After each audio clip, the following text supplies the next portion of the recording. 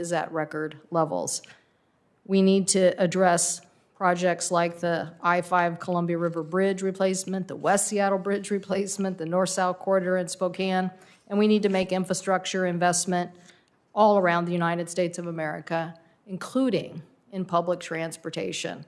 Projects like Sound Transit are facing a $1 billion shortfall as a result of COVID-19, which jeopardizes the much-needed investment throughout Puget Sound.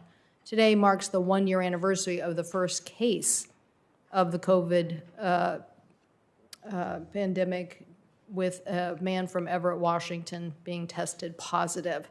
One of the most impacted sectors in the United States, not the only sector, but one of the most impacted sectors in the United States has been transportation. The chairman alluded to the fact that this committee played a very aggressive role in trying to come up with solutions for the impacts to the transportation sector, whether that was aviation or most recently with infrastructure and with Amtrak. But that will continue. The needs to move product and people will continue whether we have a COVID pandemic or not, and so I hope that you will help us in facing these shortfalls.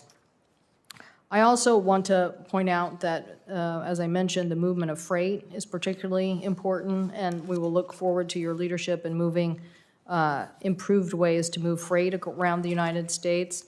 I continue to think that the legislation that ended up being in the InfraGrant program was very helpful to states across the United States.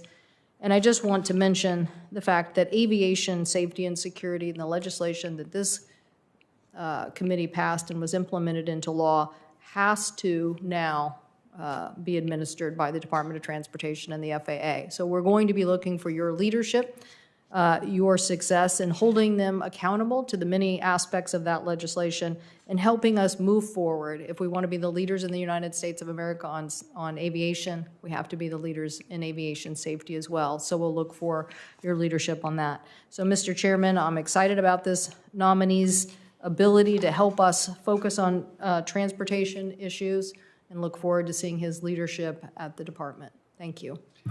Thank you very much, Senator Klobuchar. And at this point, it is my pleasure to recognize our distinguished colleague from the state of Indiana, a member of this committee, Senator Young, to introduce our witness today.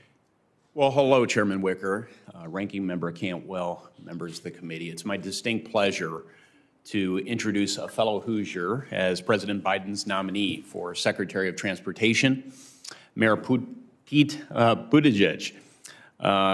Pete and I have known one another for a number of years. He's a professional friend and colleague and someone for whom I have a great deal of respect. On the off chance that members of this committee were not paying attention during the 2020 presidential Democratic primaries, I'll quickly recap Mayor Buttigieg's background. Pete was born in South Bend, Indiana, where he went on to serve as mayor for 2 terms from 2012 to 2020. And as mayor, he invested in important infrastructure improvements and facilitated public-private partnerships that made those dollars go much further. Indiana's long been a leader in these public-private partnerships, a model that will be very important for future infrastructure investments. Mayor Buttigieg was also a supporter of the South Shore Double Track project, whose full funding grant agreement was signed earlier this month. Like many state and local projects, the Department of Transportation awards funding toward the South Shore Double Track required remarkable coordination between federal, state, and local leaders to make the project a reality and to get it across the finish line. While mayor, he also served our country as a United States Navy reservist from 2009 to 2017, including a deployment to Afghanistan in 2014. He's a graduate of Harvard College, 2004, and he attended Oxford on a Rhodes Scholarship. Transportation is a vital sector to the Hoosier State. We're in the top 10 states when it comes to railroad mileage. We have world-class airports, 66 public transit systems, 3 ports, and our state motto is the crossroads of America. I've traveled tens of thousands of miles on those roads, and I know Pete has as well. If Mayor Buttigieg is confirmed, and I believe he will be, I hope he will be, I look forward to working with him and my colleagues here on this committee to maintain and improve the infrastructure that drives the American economy. Thank you, Mr. Chair. Thank you very, very much, Senator Young and Mr. Mayor. You are recognized for your opening statement. Delighted to have you. Thank you very much. Member Cantwell, members of the committee, it's a real honor to be able to appear before you as nominee for the Secretary of Transportation. And let me begin just first by thanking my home state Senator Young for your kind introduction, for your service to our shared home state and to our country, and to your attention to South Bend during the time that I was mayor. Thank you. I want to thank President Biden for trusting me with this nomination. And I'd like to take a moment to introduce my husband, Chasten Buttigieg, who's here with me today. I'm really proud to have him by my side. I also want to take this chance to thank him for his many sacrifices and his support in making it possible for me to pursue public service. Today, I hope to present to you my goals for the Department of Transportation, to share a little bit about myself, and of course, to hear from you about your priorities for the department, the issues that you consider important for your constituents and for our country. First and foremost, I want you to know that if confirmed, I will work every day to make sure the department meets its mission of ensuring safety.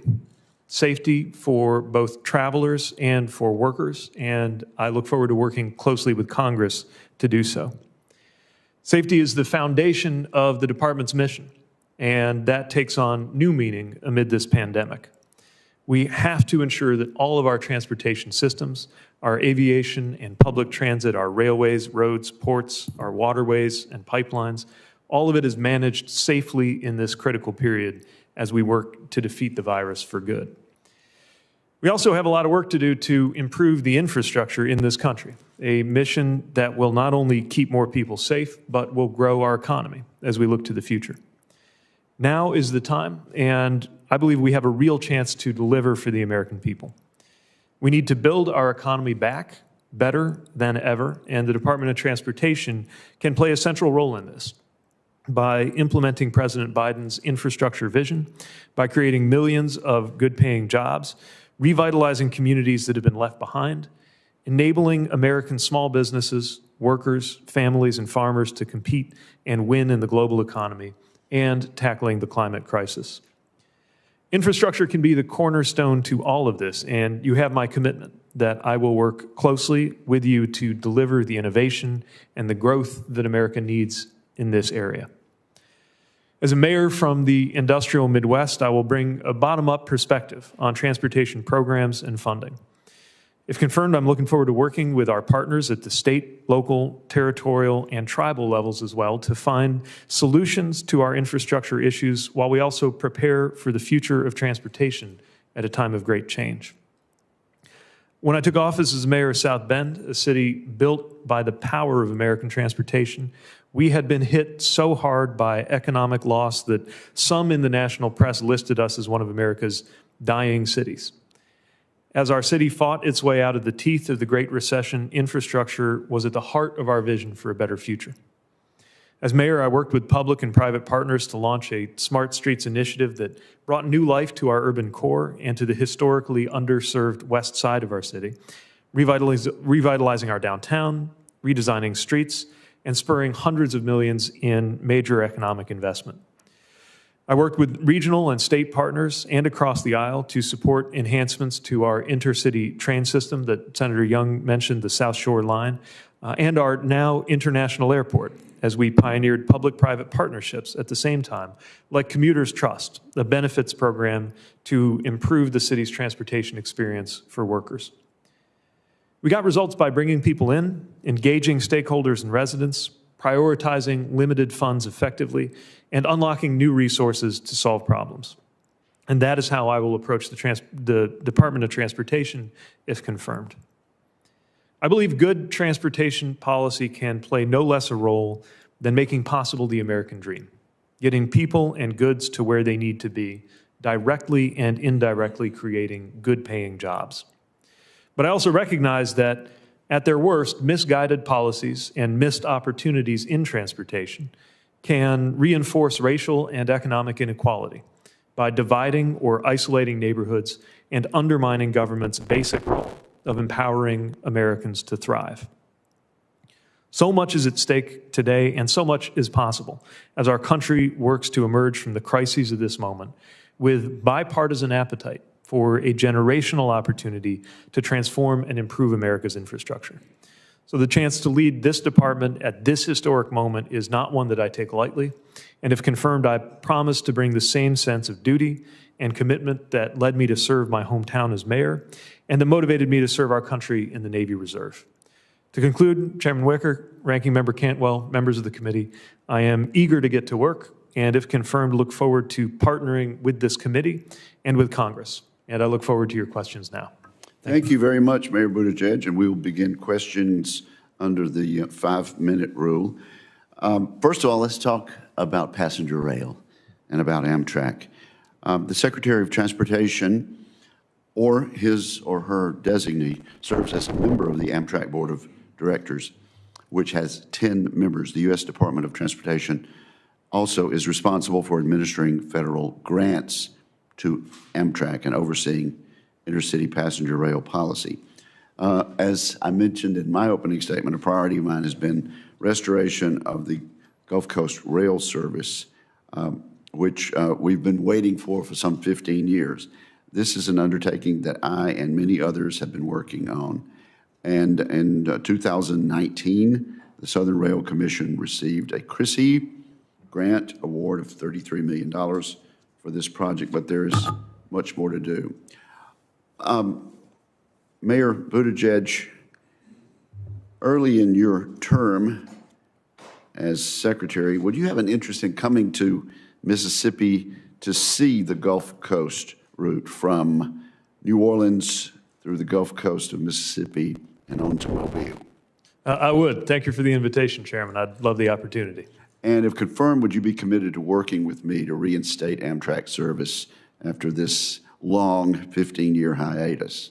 I look forward to working with you, to learning more. As you know, I'm probably only the second biggest passenger rail enthusiast in this particular administration. I think you discussed that with me and elaborated on it during our conversation over the phone. You enjoy actually traveling on Amtrak. I do. I enjoy long train trips as well as short ones, and I think that Americans ought to be able to enjoy the highest standard of passenger rail service. Mr. Mayor, this committee will consider multimodal transportation discretionary grant programs when it reauthorizes our surface transportation programs. Grant programs like build grants, infra, and the port program play an important role in addressing infrastructure needs across the country and are particularly critical for small towns and rural communities.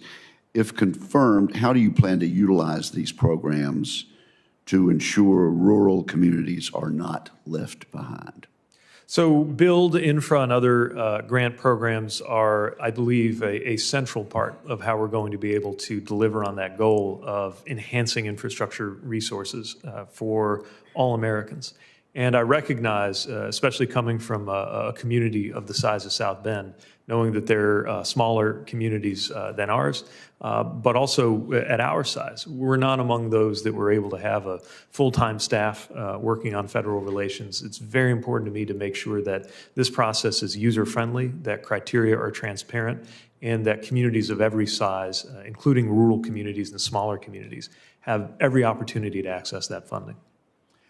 If you could spend the next 2 minutes elaborating, and perhaps you'll have a chance later on with other senators, on our new president's vision for a massive infrastructure program and how he intends to propose that we pay for this. So this is, I think, our opportunity to literally do the building part in Build Back Better. And of course, there are a lot of conversations that still need to happen, not only within the administration, but with members of this committee and the Congress on exactly how to shape, how to time, and how to fund that opportunity. But a lot of this also is part and parcel of what has to happen by way of the economic recovery that this administration needs to support and drive in the wake of COVID. I mean, Chairman. Please go ahead, yes. Well, that means making sure that every part of our transportation infrastructure gets those kinds of investment. And I believe that there are certainly challenges in funding any of the different modes of transportation. For example, we know that the Highway Trust Fund has more going out than coming in, but for the regular transfers from general fund that are being authorized by this Congress. I think we need to develop more sustainable and predictable means of delivering that kind of funding. It's a major challenge and one that can't be answered outside of the context of a partnership with Congress. But I also think there's a historic opportunity in terms of the support that I've heard from members of this committee on both sides of the aisle in our conversations and from the public to actually put together the resources to make those kinds of investments, whether we're talking about trains, planes, and automobiles or next generation transportation opportunities. Subject for much more conversation over the next few weeks and months. Thank you very much. Senator Cantwell. Thank you, Mr. Chairman. And so I'm going to try to go through a whole variety of things as quick as possible. So just if you can help me out there, that would be great. One, just want to clarify, the chairman did a great job of talking about infra and build and your support for it. Do you think we need a significant investment in that? I look at what in 2018 we were 18.9 trillion worth of goods shipped in the United States, and that is expected to increase by 40%. So I look at that and say that's part of our economic strategy, get exports, get them to market quickly. So would you say we need a significant increase in those programs, infra and build? Absolutely, there needs to be a major investment in order Okay. to deliver. Okay. Would you say that the issue of at-grade crossings is also an issue that might need more attention? We just had a derailment in the Northwest. We have a lot of traffic moving through our communities, and we hear constantly about safety issues. Do you think that at-grade crossings need more attention? Yes. Okay. On aviation, I mentioned in my opening statement about the issues of the legislation we passed and getting the FAA to do its oversight role. There was a report by rank and file FAA employees that 49% of the employees responded indicating they believe safety concerns or incidents were not being addressed, and that 43% believe the FAA delegated too much. So we've tried to focus our attention here on that issue. But in describing the engagement with aviation, one FAA employee said, "It feels like I'm showing up to a knife fight with Nerf weapons." So I want to know that you will make the safety reforms at the FAA a priority. I'm committed to doing so. We need to make sure that engineers and the FAA are in the driver's seat when it comes to safety, and we'll be working right away to implement the legislation that you've advanced with regard to ensuring that we have every confidence in safety at the FAA. Are you willing to make changes in personnel if necessary? Yes. Thank you. Want to go back to transportation again. Sorry here, got a lot of things. We want to ask you about the one primary tool for DOT to support transit agencies, the Capital Investment Grant Program. Would you support increasing a federal share of funding for grants to the recently approved project to ensure the pandemic does not halt or delay transportation investments? I'll certainly want to take a look at this. I think often we have not created as much predictability in capital planning as we have on the operational side, and I'd be eager to look at how we can better fund that. Okay, and back to aviation manufacturing, my colleague, I'm sure will be here sometime today, Senator Moran. Chairman Wicker mentioned a lot of the COVID dollars that were set to focus on aerospace and to focus on aerospace manufacturing.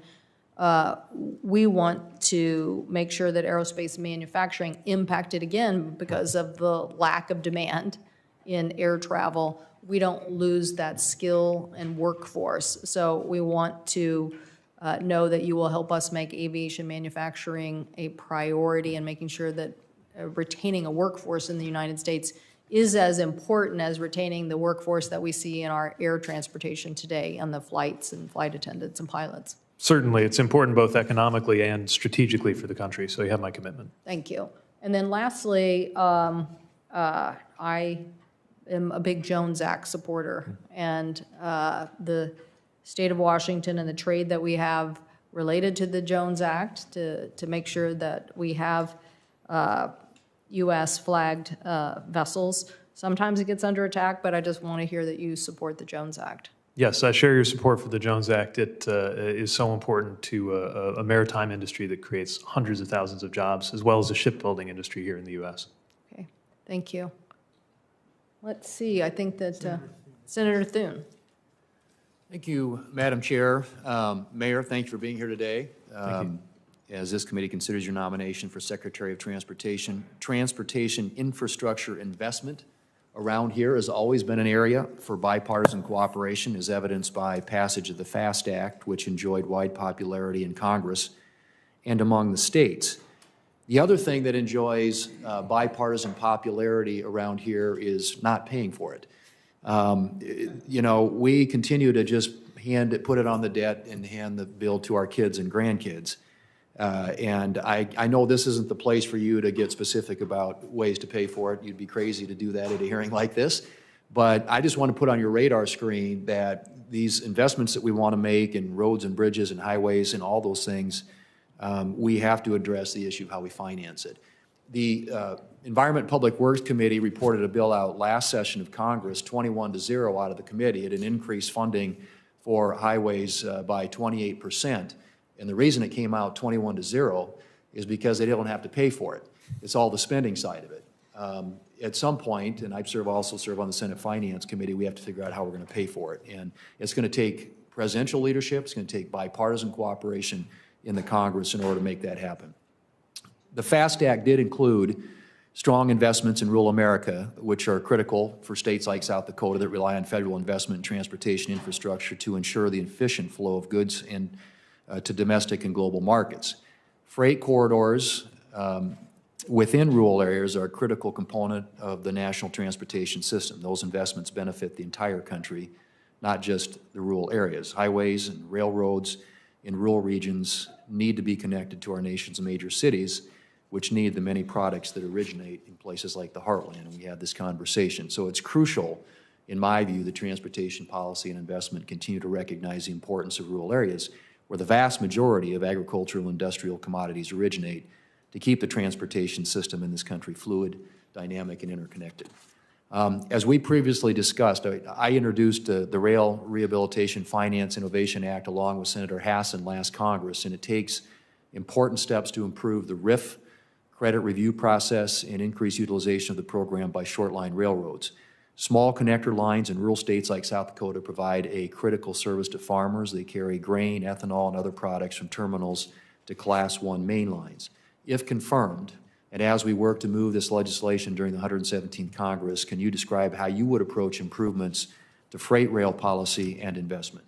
Well, I look forward to working with you to learn more and develop this. As you mentioned, this is one of the few infrastructure programs that's actually undersubscribed, and so it points to the need for more work to be done. And I think it's very important for all of the reasons that you just described, important to my home state as well, and so many communities that we act on that. Okay. South Dakota has 9 tribal reservations, many of them large and sparsely populated, where tribal roads provide a crucial transportation link to many communities. For this reason, I introduced the Tribal Transportation Equity and Transparency Improvement Act, that's a mouthful, with Senator Sinema last Congress. And among other provisions, the bill seeks to improve and update data on tribal roads, which is a critical aspect of ensuring funds are allocated where they are needed most. Do you agree that tribal road funding should be allocated according to the most up-to-date data? I do. Would you commit to working with me in this Congress to ensure that this important program is improved? I'd welcome that opportunity. Thank you. Let me just mention one other issue here, which I think And this is something that state DOTs, particularly in rural areas like South Dakota, deal with, and that's the lack of resources to comply with a lot of the burdensome federal administrative requirements. The FAST Act included several provisions that were aimed at easing administrative burdens for state DOTs, and the bipartisan America's Transportation Infrastructure Act, which, as I said, was unanimously approved by the Environment and Public Works Committee in the last Congress, built on that success to provide state DOTs with greater flexibility to manage their transportation networks. Should the federal government work with state DOTs to provide them the flexibility that they need to build and maintain our nation's transportation infrastructure?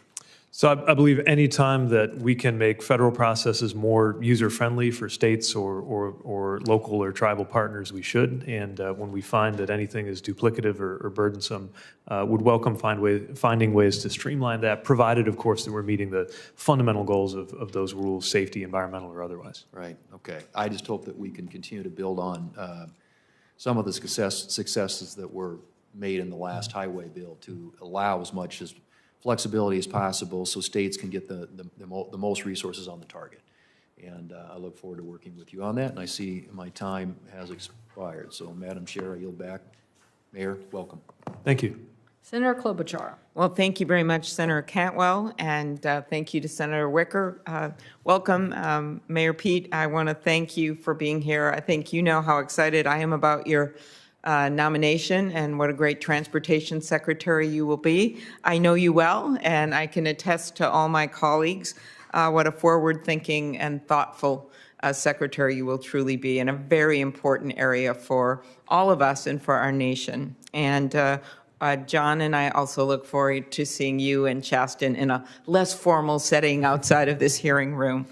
And I appreciated what you said about transportation safety. It was in my state that the 35W bridge collapsed in the middle of a summer day. Bridge just shouldn't fall down in the middle of America. We lost 13 people and many injured. And I guess I would start with that. Can you talk about your priorities for safety? You mentioned to the chairwoman, and I agree, incoming chairwoman, and I agree with her about rail crossings, aviation.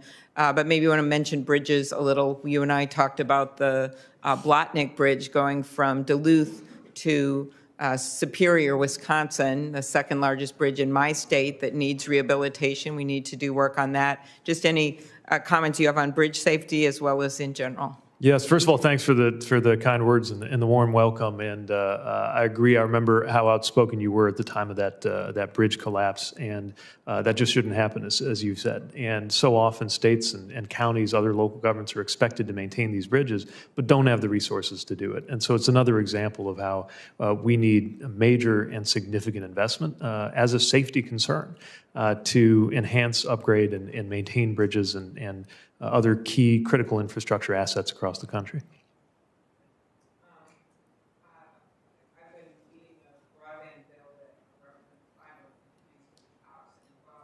That is not going to be all under your jurisdiction. The one important piece of it is, which is how we figure out as we invest in more broadband, which we know we so sorely need through this pandemic and before, and I know you've devoted a lot of thought to this, but we also, when we do road construction, we can do a better job of laying the broadband lines at the same time. It's called dig once, and I wonder what thoughts you have on that.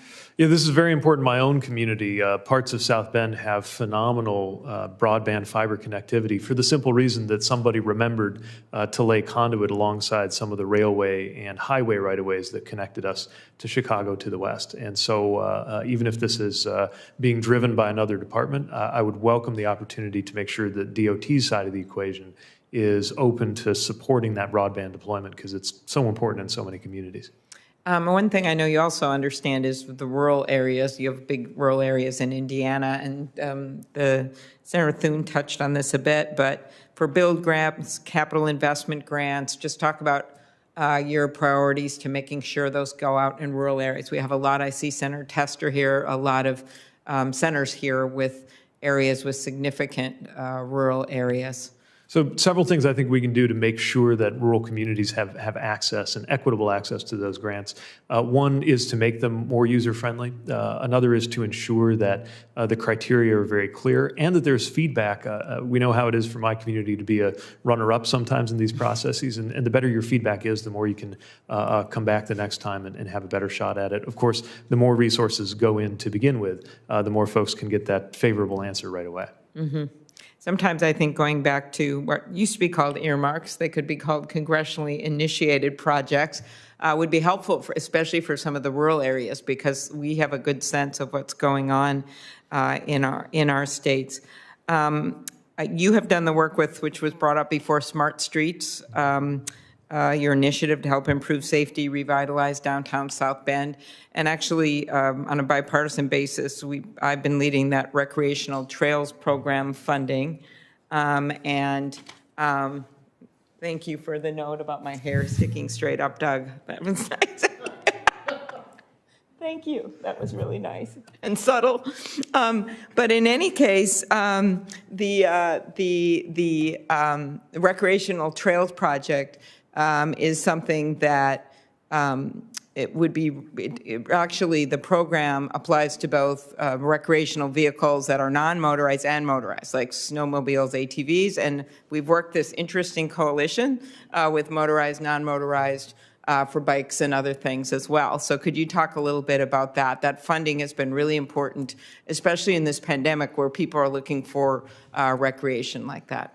Yes, and thanks for your leadership on this. There are so many ways that people get around, and I think often we've had an auto-centric view that has forgotten historically about all of the other different modes. And we want to make sure anytime we're doing street design that it enables cars and bicycles and pedestrians and businesses and any other mode to coexist in a positive way, and we should be putting funding behind that. All right. Excellent. As I said, we're excited that you are willing to serve and look forward to working with you. Thank you. Thank you. Thank you. Senator Blunt. Thank you, Senator Cantwell. Mayor, glad to have you here today. Good to have a chance to talk the other day. And as you and I discussed, where you live and where I live, I think we have a unique view of the transportation hubs of the country and how important transportation is to our economies. I've got about 4 minutes and 45 seconds here, so let me see if I can cover 4 or 5 topics. One, in the FAST Act, I worked to secure a provision there that directed the Advisory Council on Historic Preservation to provide railroad right-of-way the same general provision we give to highways. In other words, if a railroad has been there, just like if a highway has been there, you don't have to go through all of the historic view of whether you should continue to have a railroad there. And so we passed that bill. The council really has failed to provide the relief that was contemplated, so we passed it again in December. We put language in December to the council, do what the Congress told you they needed to do, you needed to do in this area. And again, almost exactly similar to what happens in highways. If confirmed, do I have your commitment to work with me and the Federal Railroad Administration to ensure the council provides the general exemption consistent with congressional intent included in the FAST Act? I'll make sure to work with you to make sure that the congressional intent is met. Well, I think it's a very logical thing, just like it was logical for highways. It is a different consideration when you're putting something back or repairing something or making an improvement where a railroad has already been, just like where a highway's been.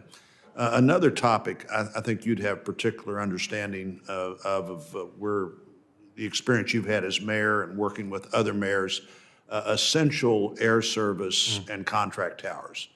They're important to the ability to have an aviation ecosystem. Many people on this committee are affected by those two things, the Essential Air Service program and the contract tower program. If you have any concerns about those programs not moving forward, I'd like to know that now.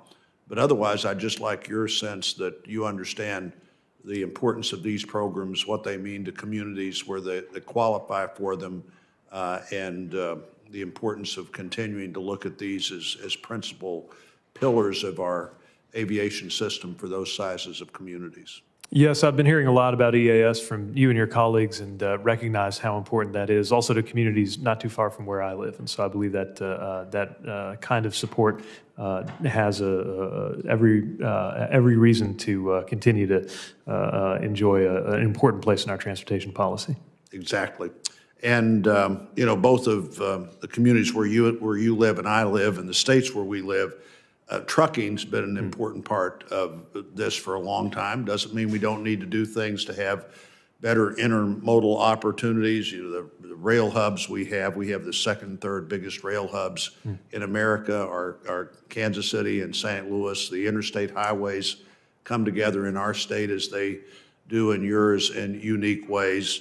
The patchwork of laws that could concern that interstate competition and interstate commerce. One of the principal reasons given to have the Constitution is to facilitate that. A patchwork of different laws from trucks moving from one state to another, incredibly complicated. I raised this issue in 2018 with Secretary Chow, and she was able in 2018 to use specific authority Congress gave the Secretary. She used it to narrowly preempt California rules about meals and rest breaks that were different than the rules where these trucks were coming from. They had been wrongly applied to interstate motor carriers. She used that rule for preemption of the state law in this circumstance. The Ninth Circuit last week unanimously upheld her determination that this is something that the Secretary could do and did appropriately. And my hope is that this issue is now settled, but we've discussed it, we've debated it, we've now litigated it. I think it's really important that we don't have a patchwork of rules that someone driving a truck, that's the way they make their living, going across the country, has to worry about when they cross a state line, what happens to them based on the state they were just in. You have any thoughts about that? So I'd want to look more into some of the specific case law you're discussing, but certainly recognize the importance of consistency, predictability, and the key, of course, is squaring with that fundamental mission of safety. Well, and the fundamental mission of safety is not necessarily advantaged by a driver having to think about how quickly they have to get one state so they've got the time they need in another state. You have the authority to do that if you become Secretary, and I hope you use that authority as Secretary Chow did and as the Ninth Circuit upheld again just this week. One final topic, and I may have a question or two for the record. In the CARES Act, the Secretary was given the task of overseeing a number of provisions that related to extending support for airports, concessionaires, making sure that services are maintained despite the challenges we've gone through. Will you work with the Congress to authorize and implement programs which help provide a safe workplace for transportation workers, but also which ensure that we have an air system that's still there and a car rental system that's still there when our air travel returns to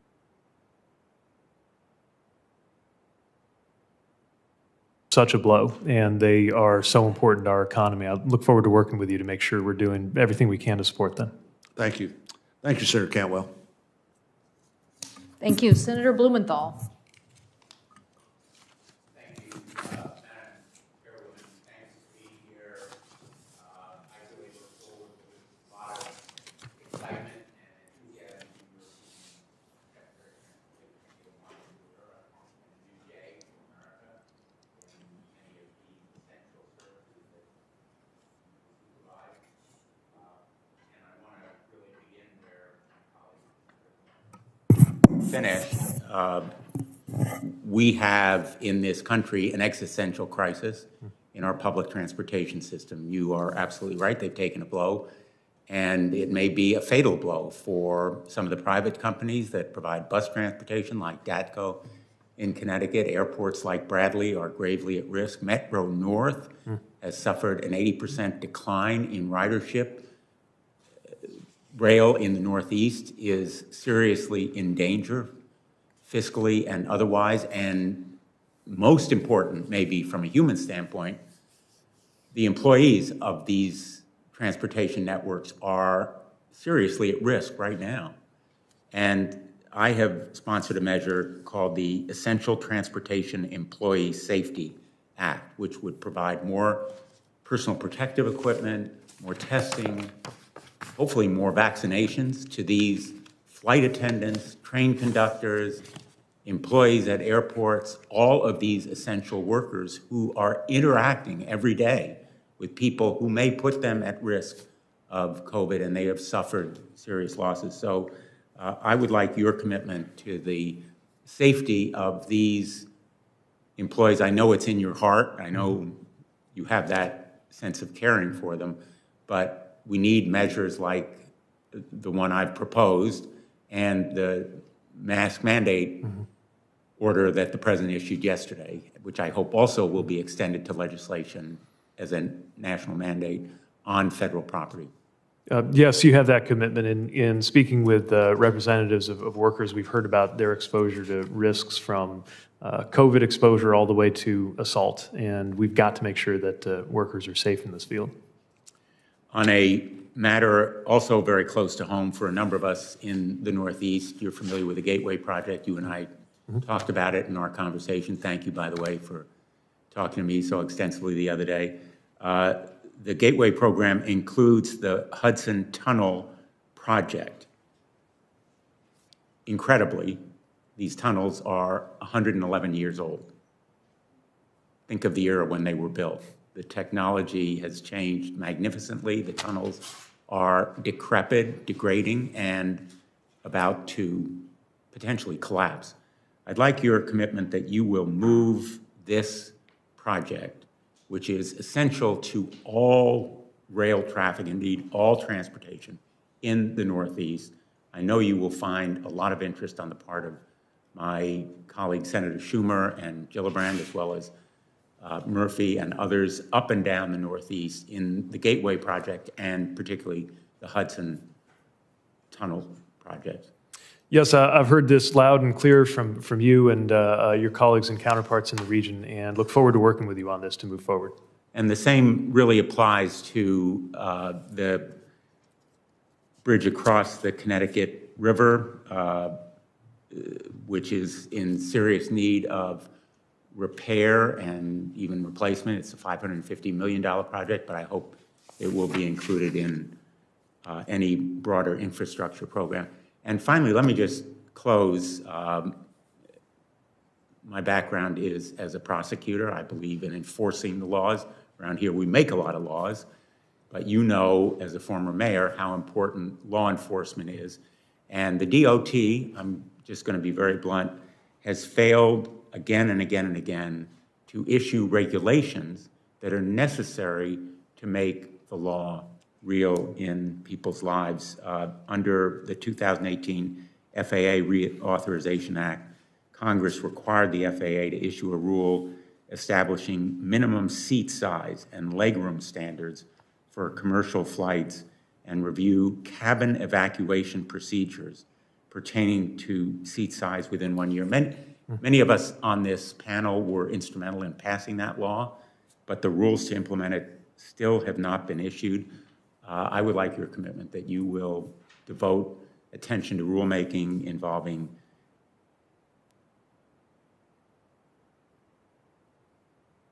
are essential to enforcing these laws. Yes, I'll look into this and make sure that the rulemaking is keeping pace with congressional intent. Thank you. Thank you so much. Thank you. I think next is Senator Fisher, who is joining us remotely. Thank you, Senator Cantwell, and thank you, Mr. Buttigieg, for being here today. I, first off, would like to just make a couple comments. Senator Cantwell spoke about the Jones Act. And I am so privileged to represent the state of Nebraska in the United States Senate, and we are the only triple landlocked state in the Union. And I am also a strong supporter of the Jones Act and recognize the need for it, and it is vital for the security of this country. Also, Senator Blunt brought up comments about the recent ruling by the Ninth Circuit, and I would just like to associate myself with his comments. I think it is a decision that is important for the movement of our goods and services, and I believe it is also recognizing the safety involved in that. But it is good to have you here today, Mr. Buttigieg. Last week, NHTSA issued a final rule updating certain definitions in vehicle crashworthiness standards to account for automated and passenger-less vehicles. They also said this is part of a series of actions it is taking to modernize the federal vehicle standards for new technologies. What are your thoughts on this NHTSA final rule? Well, automated vehicle technology is coming. It's advancing very quickly. It is something that holds the potential to be transformative, and I think in many ways policy has not kept up. I haven't had a chance to evaluate this last step in detail, but I look forward to digging in on that and more broadly, making sure that we're acting so that on the policy side, we are ready for all of the things that automated vehicles are going to bring to our roads and to our economy. That's great, because we all know that we need to re-examine some of our current regulatory framework, and I think that means that flexibilities in these regulations have to be exercised if we're going to continue seeing emerging technologies have government keep up with the advancement that we see in the private sector.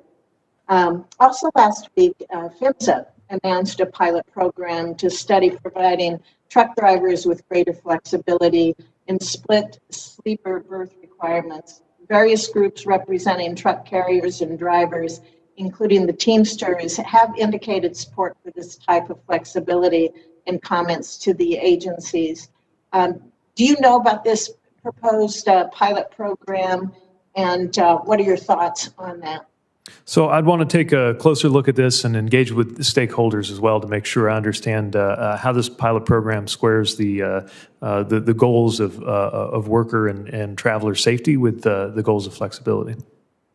No, I always think it's important when we can bring a variety of stakeholders together. Transportation infrastructure is an issue that receives strong support across this country and within the Senate as well. So it's in our interest as a government to be able to take those comments from all stakeholders in looking at any issue. When we spoke the other day, sir, I brought up an issue about truck haulers of agricultural commodities, including livestock haulers, and to be able to provide them with some flexibility in their hours of service requirements.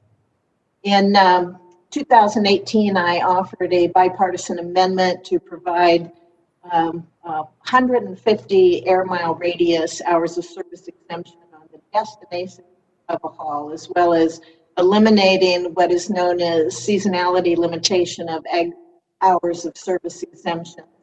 And a bill that I introduced last year, the Halls Act, addressed these issues as well.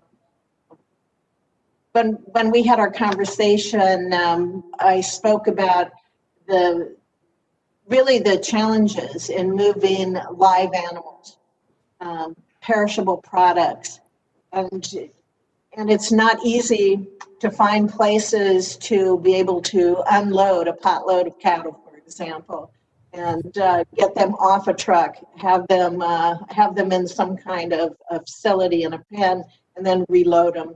That puts more stress on animals than is necessary, and certainly more stress than is advisable. So that is something that I hope you and I can work on together for the ag industry, the livestock industry, make sure that they have the needed flexibility in that their hours of service. I hope you will commit to looking at that and working with us on that. Thank you. That was a memorable point during our conversation that sometimes our policies can't tell the difference between live animals and other cargo, and it's one of the things I'm eager to look into and to work with you on as well. Well, thank you. I look forward to your confirmation and appreciate again the conversations that we've had and look forward to more in the future. Thank you. Thank you, Senator Cantwell. Thank you. Thank you. Senator Schatz, remotely. Thank you, Madam Chairman. Mr. Mayor, thank you for your willingness to serve. I want to start with climate action. The President has instructed his entire cabinet to take bold climate action, not just the EPA, not just the Department of Energy, but every single executive agency. And I'd like for you to talk a little bit about what kinds of authorities you feel DOT already has and what lines of actions you can undertake right away, and how that intersects with an infrastructure package and the desire to create a better economic future over the next 6 to 12 months.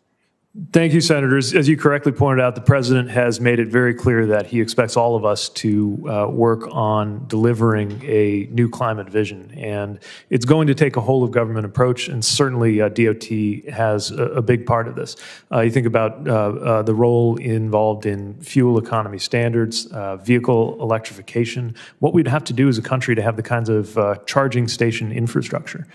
Just represent a couple of examples of how we can be part of the solution at DOT, and I think that'll be contemplated, have to be contemplated in as a central feature of any infrastructure package. I'd welcome the opportunity to work with you on how best to do this with the most possible impact, because I also think we have a unique window of opportunity to make those kinds of investments, and we've got to use that window. Thank you. State and local budgets have been decimated by the pandemic. Transit projects like HART, which is the Honolulu Rail Project, is no exception, and are potentially at risk without additional federal support. And just to put a fine point on it, a lot of these projects are under an FFGA, an agreement with the Federal Transit Administration that assumed a certain revenue picture pre-pandemic that is not reasonable anymore. And so my question is very simple. Do I have your commitment to work on this and other projects to make sure that all of our rail projects, whether they are pre-revenue or not, do not fall by the wayside and are able to be implemented? Yes, we need to work together on this. I know how much these transit agencies have been through. There's obviously some support in the President's announced rescue package, but a lot more to do. Thank you. NHTSA recently announced that even though we drove fewer miles during the pandemic, speeding, fatalities, and serious injuries have increased. What's happening and how do we solve it? Well, over the course of my lifetime, we've made a lot of gains as a country on dealing with the effects of drunk driving on road safety and fatalities, only to see distracted driving rise to become a new and deadly effect. I believe the number stands at something on the order of 36,000 or 38,000 at last count lost in a single year to crashes on the road. We cannot accept that, and we need to move toward a vision where every trip is a safe one, whether it's long or short, on any of America's roadways. Yeah, and I want to put a fine point on this one because, you know, the Department of Transportation, even our local transportation agencies, tend to be the departments of cars. Mm-hmm. And transportation is about however you get around, whether it's on foot or via rail or bicycle or bus or whatever. And I think it's really critical that as we reauthorize the transportation bill, and as funding flows to local governments, that you lead from the top to clarify that the objective here is to get people where they need to go, not to always think in terms of widening the aperture through which the maximum number of cars can move at the maximum speed. And I'd like you to speak to that a little bit. Yes, when we were undertaking a complete streets approach in the city of South Bend, it meant a lot of us to have moral support from folks in the DOT under Secretary Fox who agreed with that vision. And I think it's very important that we recognize the importance of roadways where pedestrians, bicycles, vehicles, and any other mode can coexist peacefully. And that complete streets vision will continue to enjoy support from me if confirmed. Just one final point about complete streets and safe routes to school and all the rest of it. I think we get a little bit caught up in the jargon. People are dying in trying to get where they need to go. And some of the vernacular here is freaking people out and causing people to move into their partisan places. And everybody's either a pedestrian or a car user or a transit user, depending on the day and depending on the circumstances. And so pitting people against each other, depending on which mode of transportation they're using, I think is the wrong approach. And I'd just like to start to change our language into being a little more plain about making sure people don't die going from where they live to where they need to go. Thank you very much. Thank you.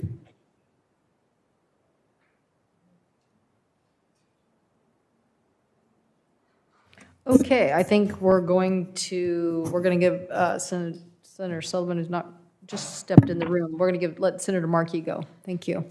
Senator Markey? Great. Can you hear me? Yes, Senator. Okay. Oh, beautiful. Thank you. Welcome, Mr. Secretary. You will have my vote for this very important position. The fuel economy standards of our country are central to rolling back the amount of oil which we consume in our country.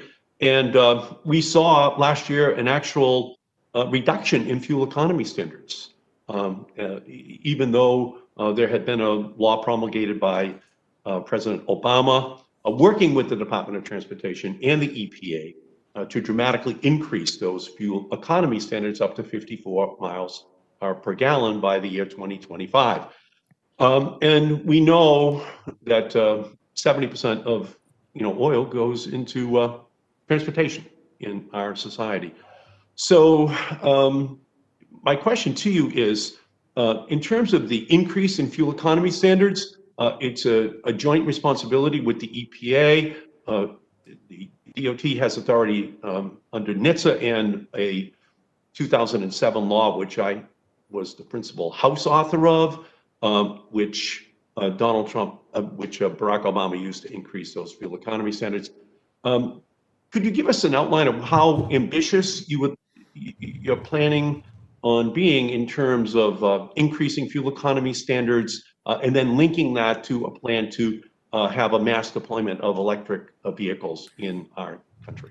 Thank you, Senator. As you point out, the transportation sector is now the biggest contributor of U.S. sectors to greenhouse gases. And when it comes to fuel economy and when it comes to improving the climate profile of transportation, I believe we need to be moving forward and not back.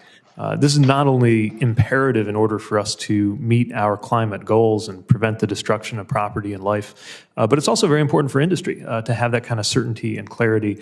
American companies, American workers should be leading the way in producing, for example, electric vehicles and the most efficient vehicles on the road. And we need to do everything we can to support that as part of a partnership with other agencies in the administration. As you point out, EV charging stations are a big part of how we can do that, and the President has spoken to a goal of deploying 500,000 electric charging stations across the country. That's a major lift, but one I believe we can meet. Yeah, thank you. And again, fuel economy standards went down last year after going up for 5 consecutive years. So it's a very critical area for us to be able to deal with. It's not a technology issue. It's just a matter of political will to be able to get that job done. The issue of the accountability of greenhouse gases in any infrastructure project is going to be important. I've introduced the Green Streets Act that would require that kind of accounting. Could you talk a little bit about what your plan is to link greenhouse gas reductions to any new infrastructure projects in our country? Well, so much depends on making sure when we talk about costs and benefits that we're truly accounting for those not only environmental benefits, but the cost of business as usual. So I'd look forward to learning more about the work that you've cited and think it's going to be very important to factor that in anytime we're evaluating projects and opportunities going forward. Thank you. And I know the administration has announced a new mask initiative for planes, for trains, for public transportation. We need to protect passengers, flight attendants, anyone that is a part of this, these industries. Can you speak to that issue of the need to absolutely have more protections that are put in place, and perhaps convening a joint task force of aviation security and public health experts to develop across the board policies to provide that protection during the pandemic?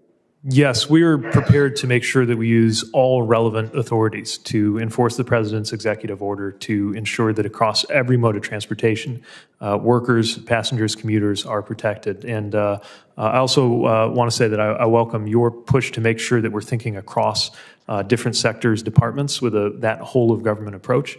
Often these things are siloed, but obviously in order to deal with a challenge this big, we need to be partnering across every division of authority in government to make sure everybody in their lane is doing their part.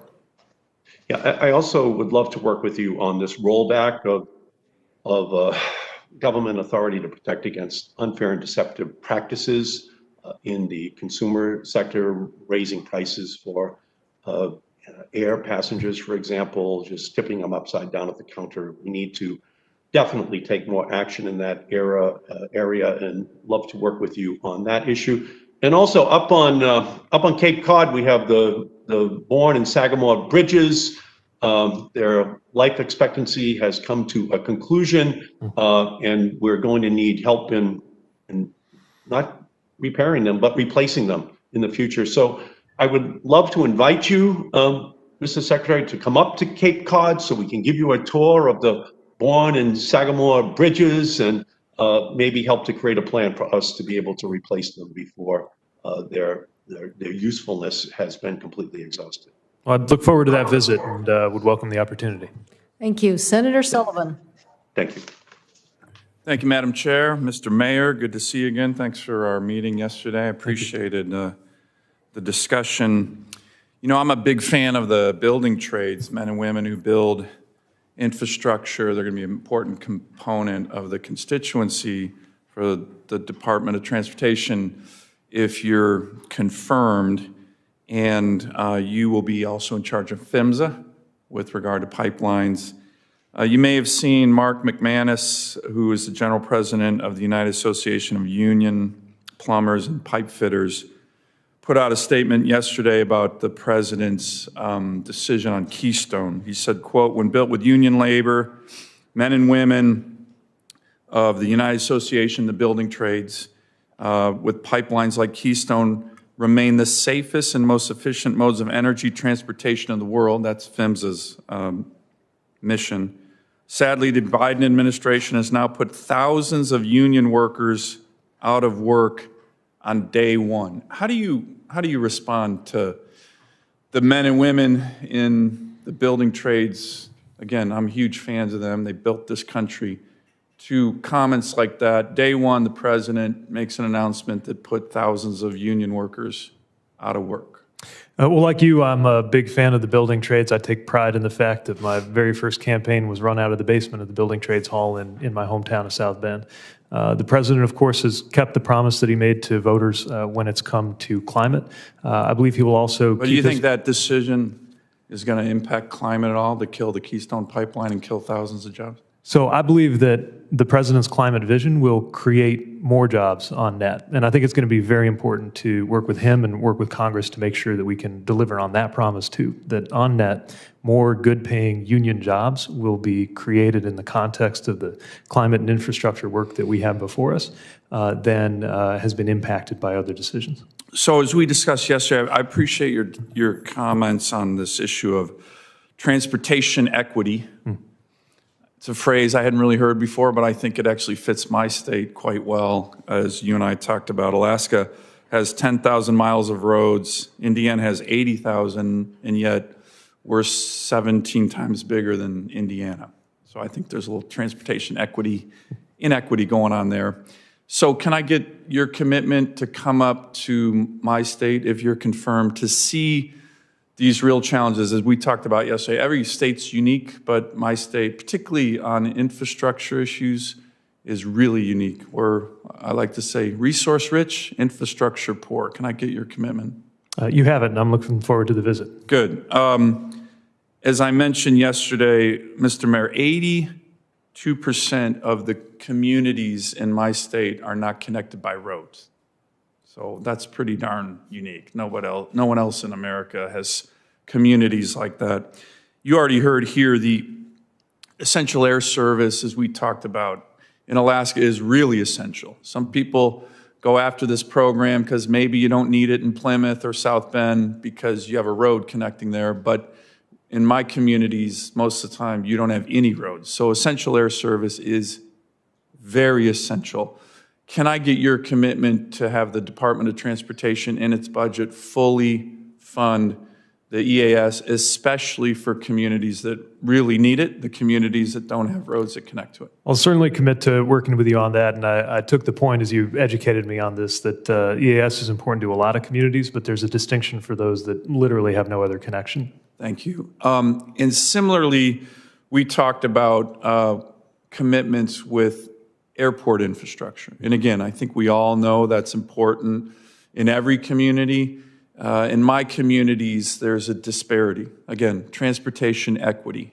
I would call it transportation inequity, where in Alaska, where airports are so important for these small communities because there's no roads, we often have infrastructure that in the lower 48, nobody, mayors in particular, would accept. Can you work with me and the FAA administrator to make sure upgrades come to my state's airports?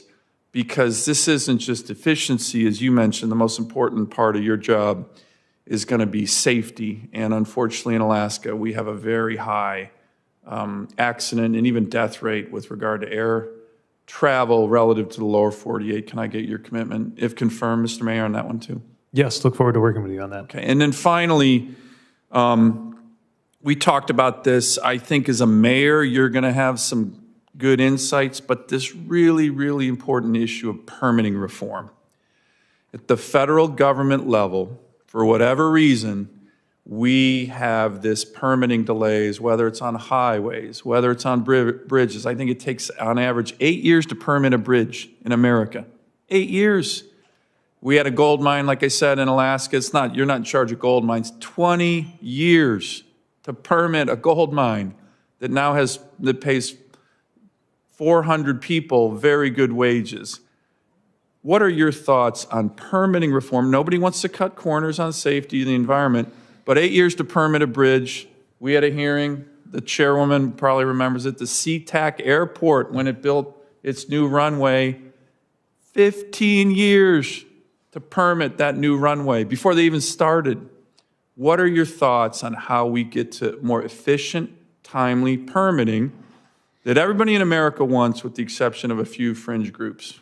Well, as you correctly said, as mayor, I've encountered the ways in which these requirements can lengthen or complicate projects. And I think the key to approaching it, as you say, is that there can't be any cutting of corners around safety or environmental goals, the fundamental reasons why rules exist. But anytime there's an opportunity to meet those same goals in a more streamlined fashion, when there are duplicated steps or anything else that can be improved, I'd welcome an opportunity to work on that. Great, thank you. Thank you, Madam Chair. Senator Peters. Thank you, Madam Chair, and Mayor Buttigieg, good to see you here, and thank you for your willingness to serve in this capacity. And I'm particularly pleased to see Chaston here with you as well, a partner. And I'll say, among all of your great accomplishments, Chaston, I appreciate you're a Michigander. Raised in the Traverse City area, worked in the cherry groves of Traverse City, and I know, Mayor, that's a special place for you, too. So it's great to have both of you here before us. And as both of you know, because you know the state so well, Michigan is the home of the auto industry, critically important to us as well as the whole country. And you have publicly stated, and I want to quote your statement, automated vehicles can make transportation safer, cleaner, more accessible, and more efficient while creating thousands of good jobs. And I certainly could not agree more with that statement. So my question to you, Mr. Buttigieg, is if confirmed as Secretary, will you commit to working with this committee and with me and Senator Thune and others and soon-to-be Chair Cantwell, who has been working with me on this, to help inform our legislation, providing for safe testing as well as for the deployment of highly automated vehicles? Absolutely. I'm enthusiastic about the opportunity and for America to lead the way. Great. Excellent. Excellent. The other area that's important to the auto industry is electric vehicles. And to me, it's certainly a win-win proposition for the United States automotive industry, to consumers, and the environment. And as you know, more and more automakers are increasing the number of EVs that they're producing. And in fact, out of our Detroit automakers, a whole long line of very exciting EVs are coming to the market currently and into the future. President Biden has rightfully prioritized electrification within the transportation sector and the federal fleet as part of his climate platform, which you mentioned here earlier. And that's certainly an important priority for me as well. If confirmed, what steps will you take to advance electrification of the fleet, including potentially plans to expand infrastructure along our interstate highways? Well, I think to your point, the infrastructure is key. Industry is increasingly bringing EVs to the point where they pencil out or represent a cost savings to a consumer. And the more that's the case, the more the real hesitation to acquiring one will be range anxiety, worrying about whether you can get to where you're going without having to stop and charge. That's why the president's commitment to 500,000 charging stations is so important, and I'm looking forward to working with you to try to deliver on that commitment. Excellent. During our meeting last week, when we did a real deep dive into a lot of these issues, we discussed the importance of PHMSA. You've had some questions related to that already during the hearing, and how important PHMSA's work is to keep our network of pipeline infrastructure safe and as secure as possible. This has been an extremely important issue for me, and it's been an important issue for all Michiganders. Given the fact that we have an aging oil pipeline, Line 5, that runs through Michigan and across the Straits of Mackinac, which, as you are well aware, but for folks watching, it's the straits between the Lower Peninsula and the Upper Peninsula, an old 60-year-old plus pipeline that if there is a pipeline break there, be absolutely catastrophic to this large body of fresh water that provides drinking water for 40 million people. So having an oil pipeline break there is catastrophic for a variety of reasons, significant reasons. May I have your commitment that if confirmed, that you will continue a very close collaboration I've been able to have with PHMSA as relates to Line 5 and the federal government, particularly until we get a final determination. Right now there's talk between the state and the pipeline company and federal, but we need to have a very close cooperative relationship with PHMSA, and I hope you would make that a priority if confirmed. Yes, I'm committed to that cooperation, and I know how important it is. Great. And the other issue related to PHMSA is will you ensure that the agency has the adequate resources needed to recruit and retain personnel? That's a challenge across the federal enterprise, but certainly an issue with PHMSA that we need to address, and would certainly welcome the opportunity to work with you if confirmed. I would too. Great. Well, thank you, Madam Chair. I yield. Thank you, Senator Peters, and we definitely want to work with you on the electric vehicle legislation, and certainly appreciate your leadership on that and understand how important it is on so many fronts. So thank you for everything you've been doing to advance that legislation. I know you've been working with Senator Thune for some time on that, so look forward to working with you. Next on the list is Senator Blackburn, if now is a good... Yes. Okay, thank you. We were over in Sask, just across the hall, but trying to move forward with General Austin.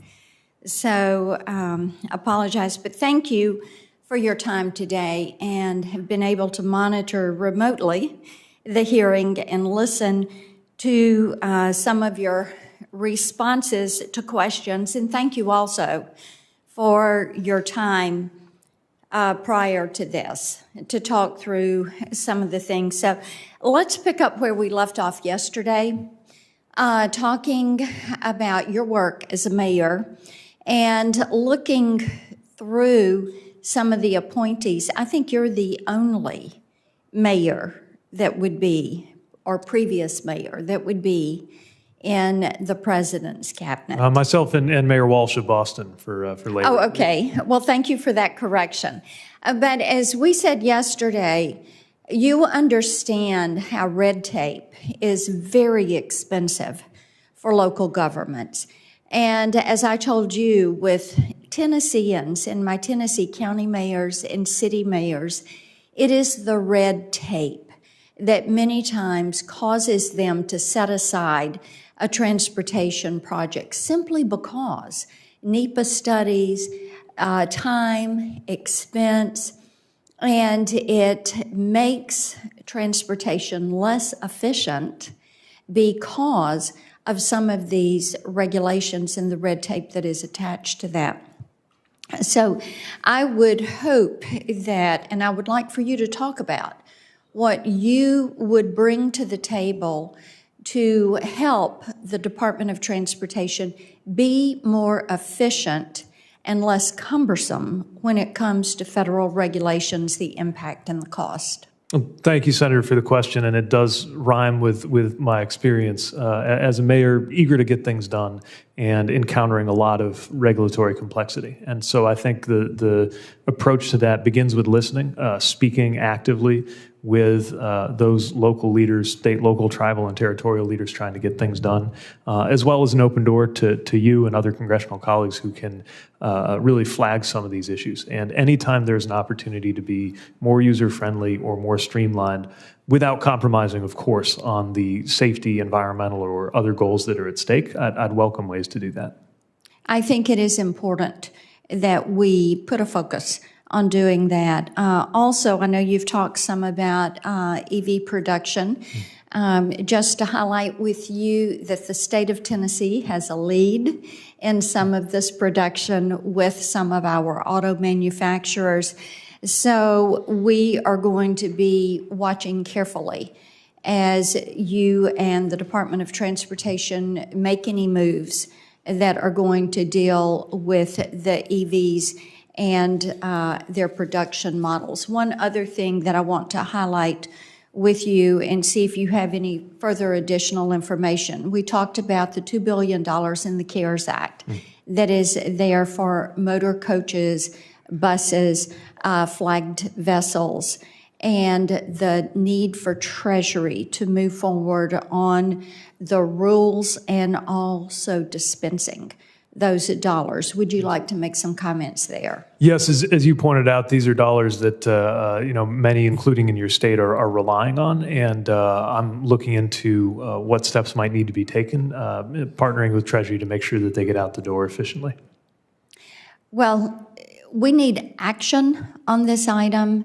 The motor coach industry, as we discussed yesterday, they are functioning at less than 10% of the capacity for where they were in 2019. This is truly a dire situation. As we mentioned yesterday, they were the first to be shut down. They are going to be among the last to open back up. And this has happened to them through no fault of their own.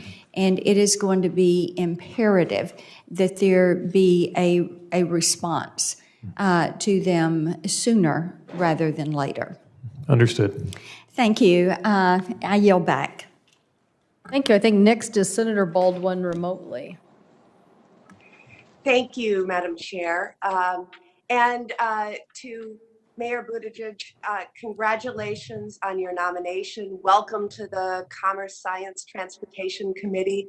And I can't let Senator Peters be alone in connecting with our states. Not only is Chasten a native Michigander, but attended the University of Wisconsin at Eau Claire.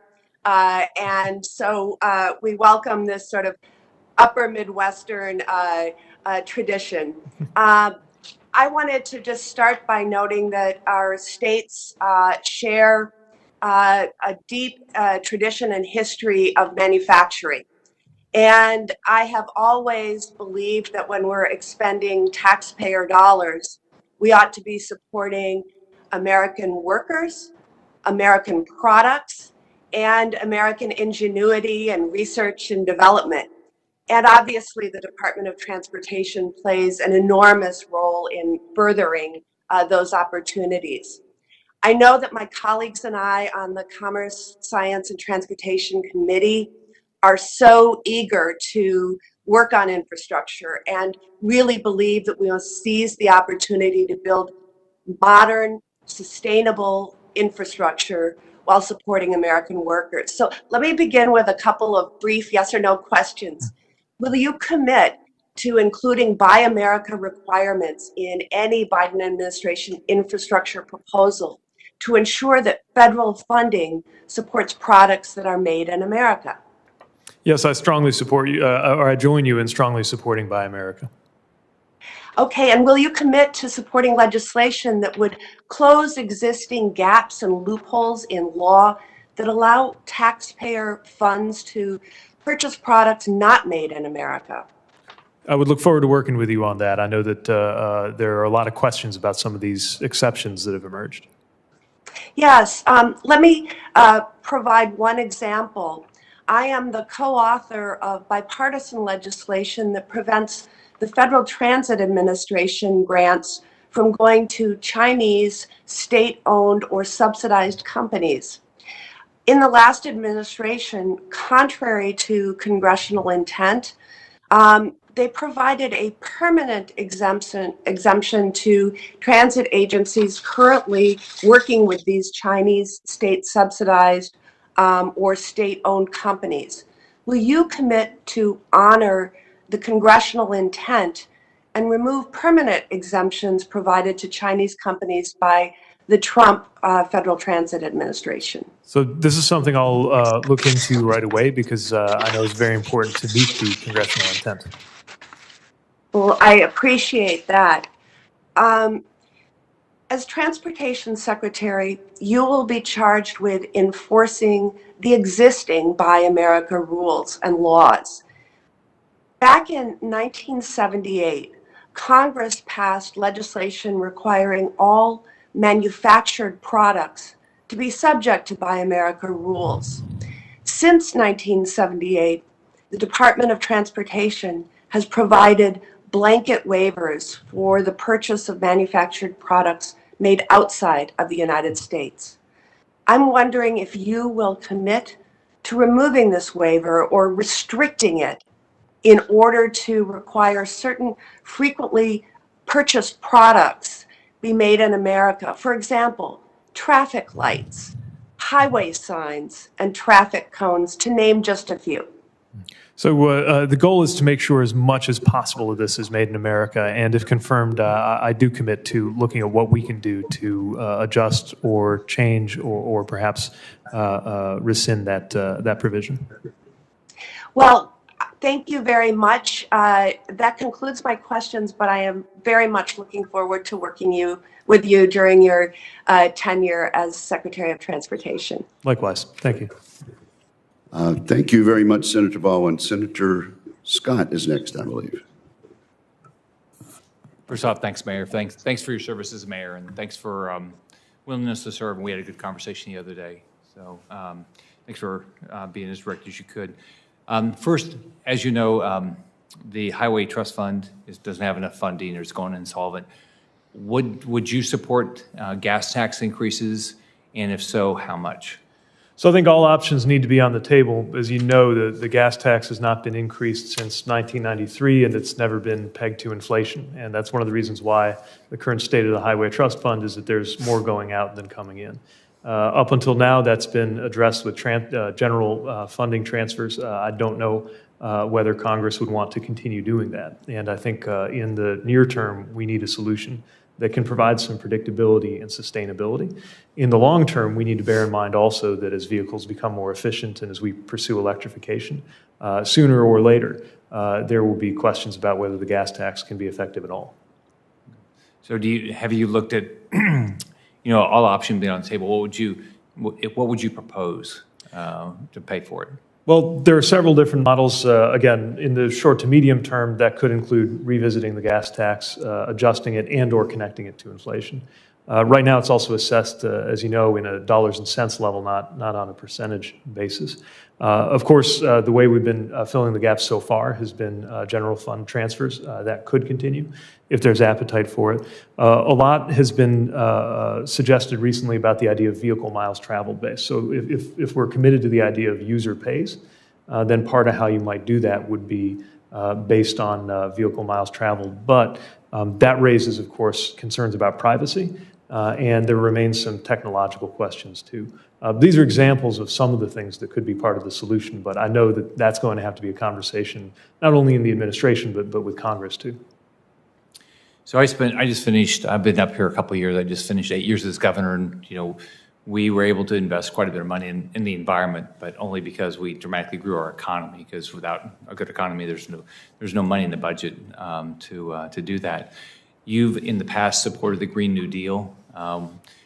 What would you be interested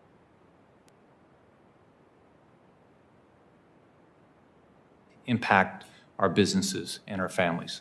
So the president's been clear about the importance of dealing with climate change and ensuring that we do our part to prevent the destruction of property and the destruction of life. And this is our chance. I believe if we get this right, this will also be something that enhances economic opportunity.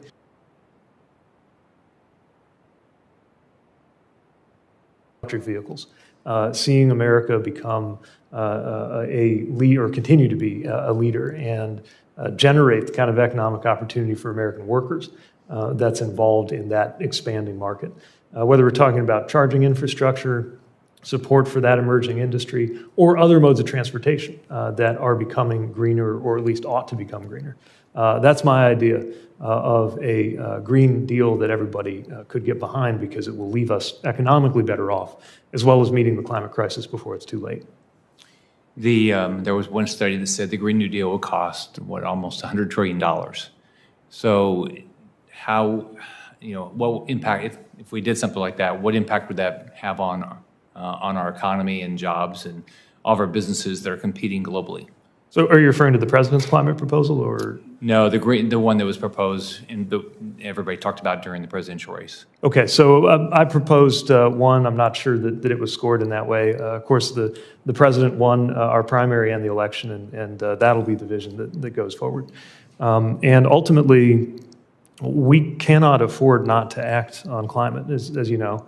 And the question becomes, how can we do that in a way that creates economic benefit in the near term as well as preventing catastrophe in the long term? Sure. The president's proposed taking some money out of FEMA that's normally used for disasters such as in my state hurricanes, or in your state would be flooding possibly, and maybe even wildfires. We have some in Florida. And it's talked about taking $2 billion and giving it to New York and to New York City to deal with their budgets as a result of COVID. I've had a concern about that. It's supposed to be used for disasters. Do you see any way that DOT would be doing the same sort of thing? Would you take some of your budget to help a particular state over their budget issues rather than for the purpose that the money was allocated for? Well, certainly we need to make sure that anything is spent in a way that meets congressional intent. I do think that part of the concept of rescue is sometimes to intervene when there's a danger of anything from a transit agency not being able to maintain service to some other kind of impact on critical services or state and local government. But I do think that that has to be done in a way that's consistent with the specific intent that that funding was laid aside for. Thank you. Thank you, Mr. Chairman. Thank you, Senator Scott. Senator Duckworth. Thank you, Mr. Chairman, and thank you, Madam Chair, as well. Secretary-designate Buttigieg, I want to congratulate you, your husband, Chasten, and the rest of your family on this historic nomination. I believe that your appointment is precisely what President Biden had in mind when he expressed a desire to serve as a bridge to the next generation of leaders. You've served our nation in uniform, you've led your local community, and now you've been called on to help lead the Biden administration's effort to rebuild our country's roads, bridges, transit systems, rail, airports, and waterways, all of which combined have been rated by the American Association of Civil Engineers at a D- grade. Since I have about 5 hours worth of material that I'd love to discuss, but only 5 minutes, I'm going to devote my questions to addressing two vital priorities that should serve as the North Stars for your department. First, local job creation, and second, achieving infrastructure for all. One of my top priorities is making sure that infrastructure investment drives local job creation. I think this is especially relevant because this is an area where the department doesn't need to wait on Congress to act. Under your potential leadership, the department could take action to propose a new rule that strengthens local economies in Illinois and throughout the country. Furthermore, enhancing local hire efforts should attract bipartisan support, since solving the problem requires eliminating or dramatically overhauling a 34-year-old regulation that is bureaucratic, antiquated, and worst of all, harmful to local job creation. Based on my own experience, repealing an ineffective one-size-fits-all regulation may be one of the most productive first steps for a new administration. The very first bill I succeeded in getting signed into law as a senator was a straightforward repeal of a regulation that was well-intentioned, but ultimately unworkable for local metropolitan planning organizations. Mr. Mayor, I would be happy to work with you on a similar effort.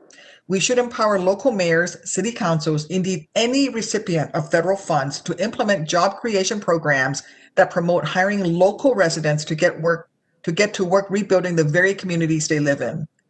Mayor Buttigieg, will you work with me to eliminate this anti-growth regulation and replace it with a modern rule that actively encourages infrastructure projects to hire local workers?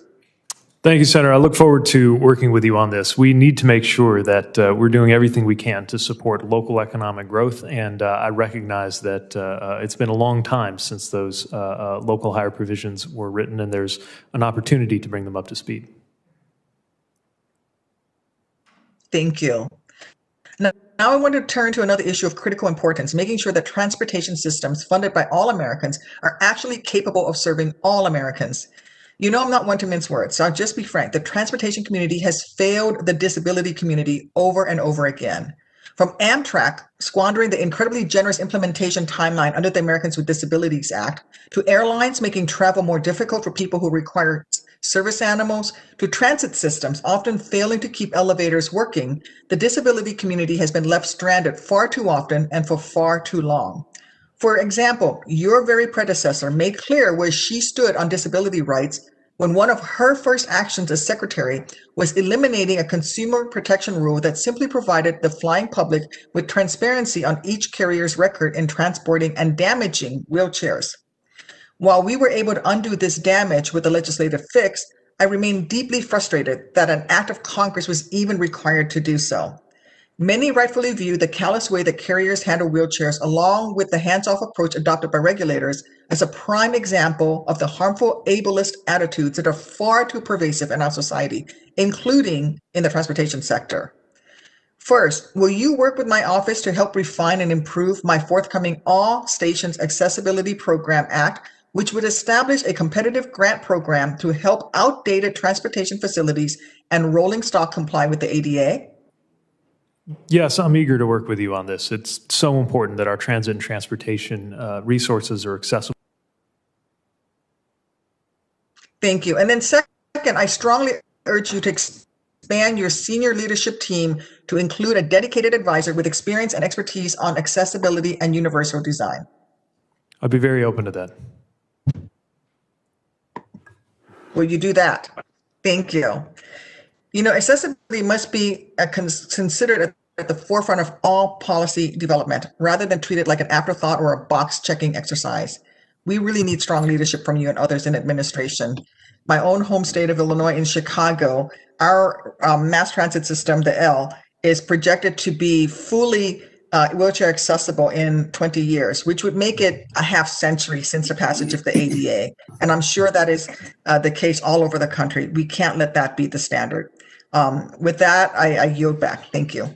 Thank you, Senator. Thank you very much, Senator Duckworth. Senator Lee. Thank you very much for being here, Mr. Buttigieg. It's a pleasure to have you. And I wanted to follow up. I want to start by following up on some questions that were asked to you by Senator Scott. Would you agree with me if I said that we've sort of overextended ourselves with regard to the Highway Trust Fund? In other words, when we created the Highway Trust Fund, the whole idea is we would impose this gasoline tax in order to create an interstate highway system. Over time, we were going to hand that system over to the states to maintain, and then we'd step back and eventually get rid of it. We haven't done it that way. We've used it to maintain the federal highway system, which is understandable. But then we've added to the list of things that we fund using the Highway Trust Fund. And we've had to dip over and over again into the general fund in order to meet our basic needs. So I believe when Senator Scott raised a similar question, your response was you'd consider anything on the table. All options should be on the table. Is that right? Yes, I think there's a recognition that we don't have adequate national resources going into roads and highways, and that we need to look at any responsible, viable revenue mechanism we can all agree on to do something about that. So could that include possibly increasing the gasoline tax? Well, it's possible. Certainly many states have taken that step, including my own, but it's not the only approach. Right. I have worried, my own state has a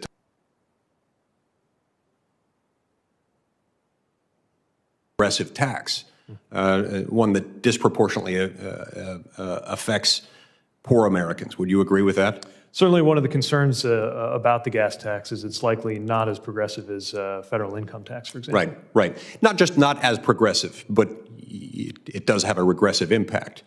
So in light of that, it's my view that we ought to be looking at a lot of other options before or instead of getting to that one. What about cost savings measures? Are there things you'd be willing to consider on that front? Well, certainly something I want to look into right away if confirmed. Any government enterprise needs to run as efficiently as possible. These are taxpayer dollars, and we've got to make sure that we are streamlined in delivering as much as possible toward the actual intent. It was a focus of mine when I was mayor to make sure that we didn't have any duplicative or outdated things that were adding to the cost of delivery, and that's certainly something I want to look into here as well. Is it also possible that some of the funding that we provide for the states for their transportation infrastructure projects could be made more efficient and more effective by reducing some of the regulatory burden that goes with them? I've heard from some state transportation officials that 20 to 30%, in some cases they insist it's more than that, of a particular project can be attributed to compliance with the federal regulations that go with the receipt of federal money. Is that something we ought to look at? Certainly want to take a look at this. You know, again, as mayor, I saw how rules and regulations can add to the time or expense of a project. Of course, those rules are there for a reason, but if we can meet that same reason with less of a burden, we should look at how to do it. I'd also like to talk to you about drones for a minute. Drones are becoming a very new tool and a significant driving force in our economy. Drone technology has the ability to improve the lives of every American in one way or another. There are many who are concerned about the impact that a regulatory system could have on them one way or another. There are some within the federal government who have wanted the federal government to be the actor, the enforcer, essentially the exclusive regulatory body treating them much the same way that we treat airlines, for instance. And yet I think it's important that we look at key differences between drones and airliners. Drones in many instances are operating just feet, sometimes inches above the ground. They're much more intrusive. They have a much more direct impact on property rights because instead of dealing with tens of thousands of feet in their normal operating elevation, we're talking about feet or inches at most, a couple hundred feet. It's my view that we need to leave room for state interests. It's states that determine nuisance law. It's states that determine property rights and where someone's property rights end and begin and how they're impacted by nuisance law and things like that. Would you agree that the states have an important, prominent role to play, one that we need to make sure isn't completely preempted by the federal authority that might exist here? I think you raise a really important point. I think up until now, most of the regulatory concern has been on the FAA side, just thinking about the fact that drones enter the national airspace. But the smaller it is and the nearer it is to the Earth, the less it has in common with those aircraft. And I recognize that that kind of safety framework for the national airspace isn't really relevant to the question of maybe a drone going a few feet up, being over a neighbor's fence, which might very well call for some kind of response, but not necessarily a federal aviation safety response. Thank you, Senator Lee. Thank you. Senator Tester, do you have any questions at all? I do, Mr. Chairman, and I want to tell you that this is my first committee back since the pandemic. I've been in some executive sessions. It's the first one back, and I just want to say thank you to the staff. I mean, this is a hell of an operation, and I just want to thank you, the ranking member, and the staff for being able to pull this off. And welcome, Mayor Pete. Your intellect has preceded you into the room, and I'm going to tell you that I have been able to watch nearly every question and watch your answers. You have put on a clinic on how a nominee should work and act. You haven't avoided the questions. You've been straightforward, and you know what the hell you're talking about. And that's really pretty damn refreshing. And I just want to thank you for being here. As we talked, and thank you for the virtual meeting we had a few days ago, but as we talked, infrastructure in rural America is as important as it is anywhere in the country. And making sure that rural America has access to the dollars, even though we don't have as many people per square mile, is critically important. And let me give you an example. There's a little highway that runs south of my farm. It's about 20 miles long. It was built when I was in grade school and then extended out when I was in high school. That little highway saves every farmer that lives out in my community literally hundreds, if not thousands of dollars every year. Why? Less flat tires, front ends aren't knocked out of a line, less wear and tear on vehicles, so you can run them longer. That is why we need to make sure rural America is taken care of. I don't pay enough gas tax to fund a project that would put that highway in. But the truth is, all working together as Americans with the gas tax fund, we've done it. I appreciate your answers on the Highway Trust Fund. I do think we need to look at different ways to do it, to fund it. I don't think what we've got now, I don't think anybody on this committee thinks it's sustainable or not. It's not. And so we've got to figure out how to do it because infrastructure is important. And as I've said before, we're living off of the infrastructure investment of my parents and grandparents. And quite frankly, that's unacceptable. We owe more to our kids than that. And we shouldn't be doing it on borrowed money. We should be doing it. We should be paying for it. And so I want to thank you for your answers on those things. I do want to talk about something that has been brought up before by different questioners, and that is the one size fits all on regulations. It is really important that you take into account flexibility. I've delayed electronic logging devices for livestock haulers because I think those regs will put people out of business, and quite frankly, not only in the trucking business, but in agriculture. And people have to understand that if you've got a potload of cattle or hogs, you just can't pull over on the side of the road, because if you do, it's going to overheat, they're going to die. They have to have that air going through that pot. And as Senator Fisher said, if you unload them, If you've ever loaded cattle or hogs, it's tough enough to do the first time. You try to do it the second time, and I don't want to be around, I'll just tell you, because it's a hell of a job. And so make sure there's that flexibility there. And as Senator Blunt brought up, the importance of a patchwork approach to trucking regulations, specifically with the California meal and rest break issue. I just want to echo what Senator Blunt said on that. And then to get back to where Senator Thune was on rural America and tribal areas, how, if you're confirmed, how will you prioritize that? Well, I think it's very important that rural and tribal communities have every opportunity to benefit from what I expect will be increased infrastructure investment, we hope, partnering with Congress in the coming year. So how do we do that? We make sure there are criteria that are fair, that give every kind of community a fair shake, especially when we're talking about these kinds of discretionary programs. Secondly, I think we need to communicate very clearly how to engage and make that process as simple as possible, recognizing that the smaller a community is, the less you can assume that they'll have a lot of personnel on this. Third, I believe there are cases where technical assistance would be justified as well to help ease that process along for communities that might not have those resources. Thank you. I want to talk about air travel for just a second because it is critically important when it comes to economic development. If you come from a state like Montana, there's not a lot of competition. And now, since COVID-19's come down the pipe, we don't have a lot of flights either, and rightfully so. I'm not being critical. If the flights are empty, it's pretty tough to maintain them, although we've helped the airlines significantly in Congress. But my question revolves around once things get back to normal, and assuming those flights come back,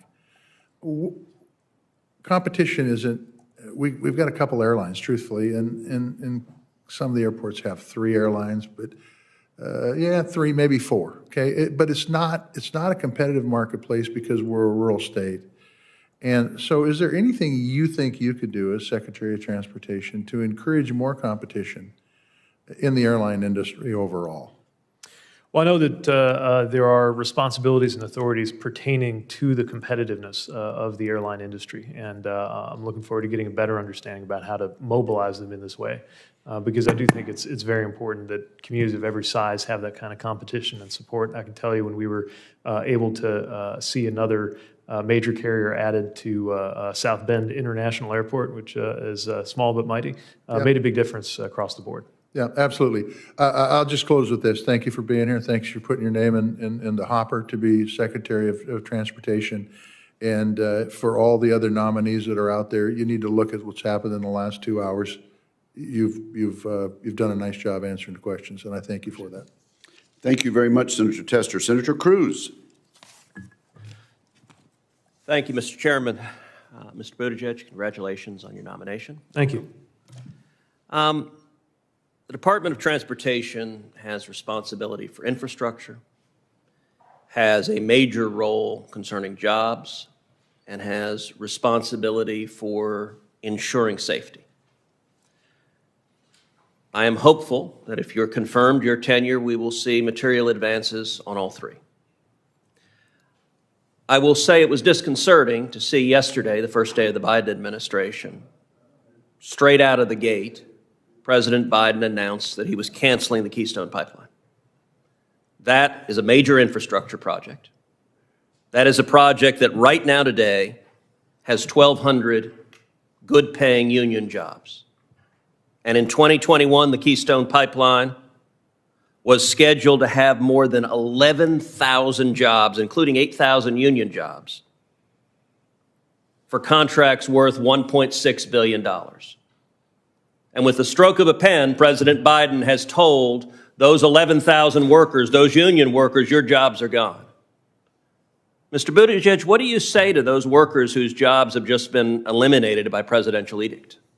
Well, I think the most important thing is to make sure that we make good on the promise of the president's climate vision as being one that, on net, creates far more jobs, millions, we hope. I know that won't just happen. We'll have to do a lot of work to make sure that's real. But getting this right means ensuring that there are more good-paying union jobs for all Americans delivered through that infrastructure vision. So for those workers, the answer is somebody else will get a job? The answer is that we are very eager to see those workers continue to be employed in good-paying union jobs, even if they might be different ones. Well, I fear that decision is the front end of a whole series of regulatory decisions, one after the other, that will be eliminating union jobs, that will be eliminating manufacturing jobs, that will be eliminating energy jobs. And that is altogether out of step with what the American people want. There is also some rich irony in the long history of the Democratic Party. There was a time when the Democratic Party, under presidents like FDR, was considered the party of union workers, of blue-collar workers. And decisions like yesterday, and I fear more decisions that we will see in the days and weeks to come, are demonstrating more and more that today's Democratic Party is not concerned with working men and women having jobs, and that the answer is we'll eliminate your jobs, and I guess good luck in the future. Well, again, Senator, I think the answer is that we're going to create more good-paying union jobs, and we can do that while recognizing the fact that when the books are written about our careers, one of the main things we'll be judged on is whether we did enough to stop the destruction of life and property due to climate change. I've got to believe we can do both of those things. But if you and I can make common cause in our support for labor, then I think that's great news. All right. Well, when it comes to addressing climate change, in the last year, the United States was the #1 nation on the face of the planet for reduction of carbon emissions. The major driver of that has been the shift from coal-fired electricity production to natural gas. And the gas renaissance we're seeing in this country is producing enormous environmental benefits. Now, this past June, the Pipeline and Hazardous Materials Safety Administration finalized a rule authorizing the bulk transportation of liquefied natural gas by rail. LNG by rail gives Americans, particularly those who are limited with energy choices because of geography, gives them an affordable option for electricity. What are your views on the rule that was finalized allowing the transportation of LNG by rail? So that's something I want to take a closer look at if confirmed. I believe it's very important that we take account of the safety considerations that are at stake. I do recognize that natural gas, certainly for climate purposes, is not the same thing as coal. In our own city, in our own municipal fleet, we did a lot of work on things from garbage trucks to light-duty vehicles to have some of them run on gas. And I think there was federal support to do that on our bus system as well. It's not the same as coal, but of course it's also not the same as hydroelectric power. And we need to be balancing all of these considerations as we go forward. So you're saying, if confirmed, you would consider repealing that rule and stopping the transportation of LNG by rail? The best honest answer I can give you now is that I'll be taking a hard look at it. Well, that's disconcerting as well. Let's shift to a different topic as my final question. As you know, roughly 3/4 of DOT's budget is mandatory budget authority, derived from the Highway Trust Fund. Based on 2020 apportionment, only 3 states in the country, Texas, Colorado, and South Carolina, remain donor states, meaning they contribute more than they receive back. In the apportionment, the state of Texas contributed $212 million more to the Highway Trust Fund than the state's roads received. Senator from your state, Senator Donnelly, had introduced legislation that would adjust that formula so that states would not be losers, would not be donor states. Are you supportive of reassessing that formula? Well, I'll make sure to call Senator Donnelly, he's a good friend, and learn more about that action, and we'll take a look at that as well if confirmed. Thank you. Thank you, Senator Cruz. Senator Sinema. Oh, thank you, Mr. Chairman. I appreciate Mr. Buttigieg joining us today. Arizona is one of the fastest growing states in the nation, and my state's steady increase in population, jobs, and opportunities puts additional stress on our transportation infrastructure, including our highways, bridges, airports, trains, and buses. We need to work cooperatively to develop transportation options that work for all Arizona communities, from our largest cities to our rural and tribal areas. And now is the time to develop bipartisan solutions to invest in Arizona and build the infrastructure we need to continue to grow and succeed. If you are confirmed for this important role, I look forward to working with you to improve and expand the transportation infrastructure in Arizona, create good paying jobs, and utilize new technologies to lay the foundation for sustainable growth in all parts of my state. Now, my top priority for the last year has been working with local, state, and federal partners to keep Arizonans healthy and safe from the pandemic. As the ranking member on the aviation subcommittee and someone who has to fly regularly, I called on the previous administration to do more to improve COVID safety throughout the transportation system, including on airlines and in airports. Yesterday, the president issued a mask mandate and called for Americans to help prevent transmission of the virus. What are your plans to address COVID transportation safety if confirmed? Well, I think that step one is to make sure that we are effectively carrying out the president's directive, and that means using all of the available authorities to implement those mask mandates on, especially when it comes to aviation and interstate travel.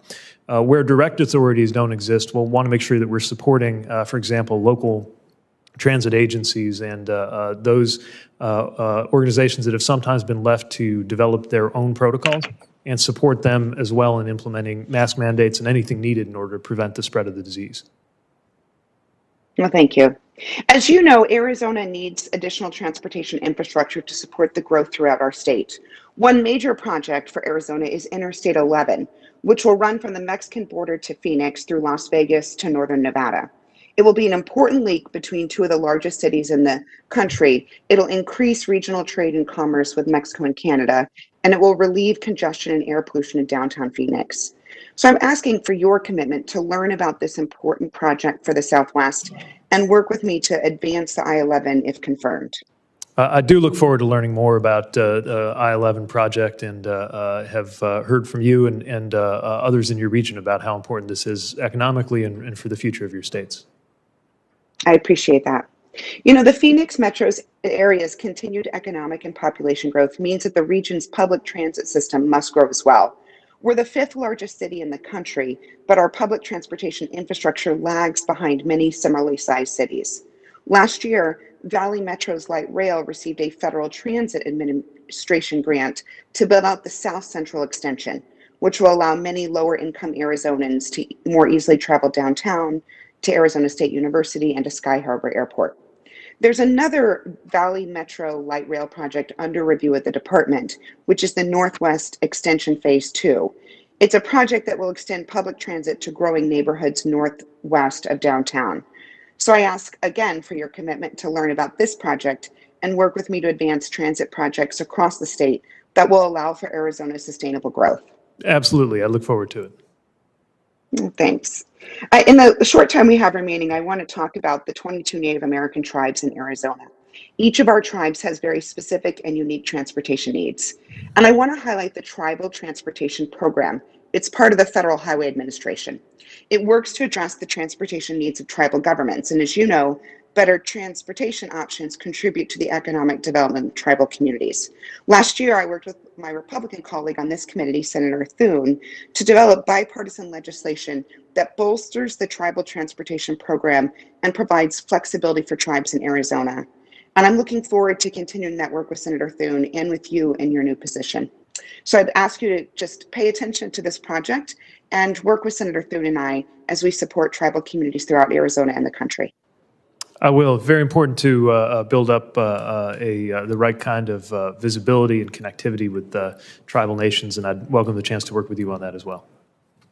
Thank you so much. Mr. Chairman, I yield back, and I thank Mr. Buttigieg for being here today. Thank you very much, Senator Sinema. Senator Capito. Thank you, Mr. Chair. Thank you for Mr. Buttigieg for being before the committee today, and thank you for the phone call that we shared, I think several weeks ago. I really appreciate that.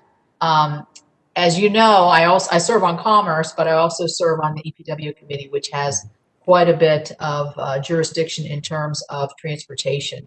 Last year, we were able to, in the last Congress, have a bipartisan America's Transportation Infrastructure Act. We call it ATIA. We had, I think, a good compromise between Republicans and Democrat asks and wants, and we were able to win the entire EPW committee, both Republicans and Democrats, and unanimous consent for this bill. But unfortunately, we were unable to get it across the line. I guess what I'm certain that you've probably given this earlier today, and I haven't seen it, but I would like to ask for your commitment that, if confirmed, you'll work with me and others to craft a reauthorization bill that does satisfy both sides of the aisle and both parties in both chambers. Yes, let me say I admire the bipartisan character of the EPW bill, and I'm looking forward to learning more about that and building on it as we move forward. Well, great, thank you. I think that's going to be something we're going to be under a time frame, and as you've probably already figured out here in Washington, deadlines are good if we stick to them, and we're known for not sticking to some of them at times. So let's stick to this one. I think it's the certainty of having the funding sources in play and the priorities in play certainly helps all of our states in terms of commitments and moving projects forward. So I look forward to that.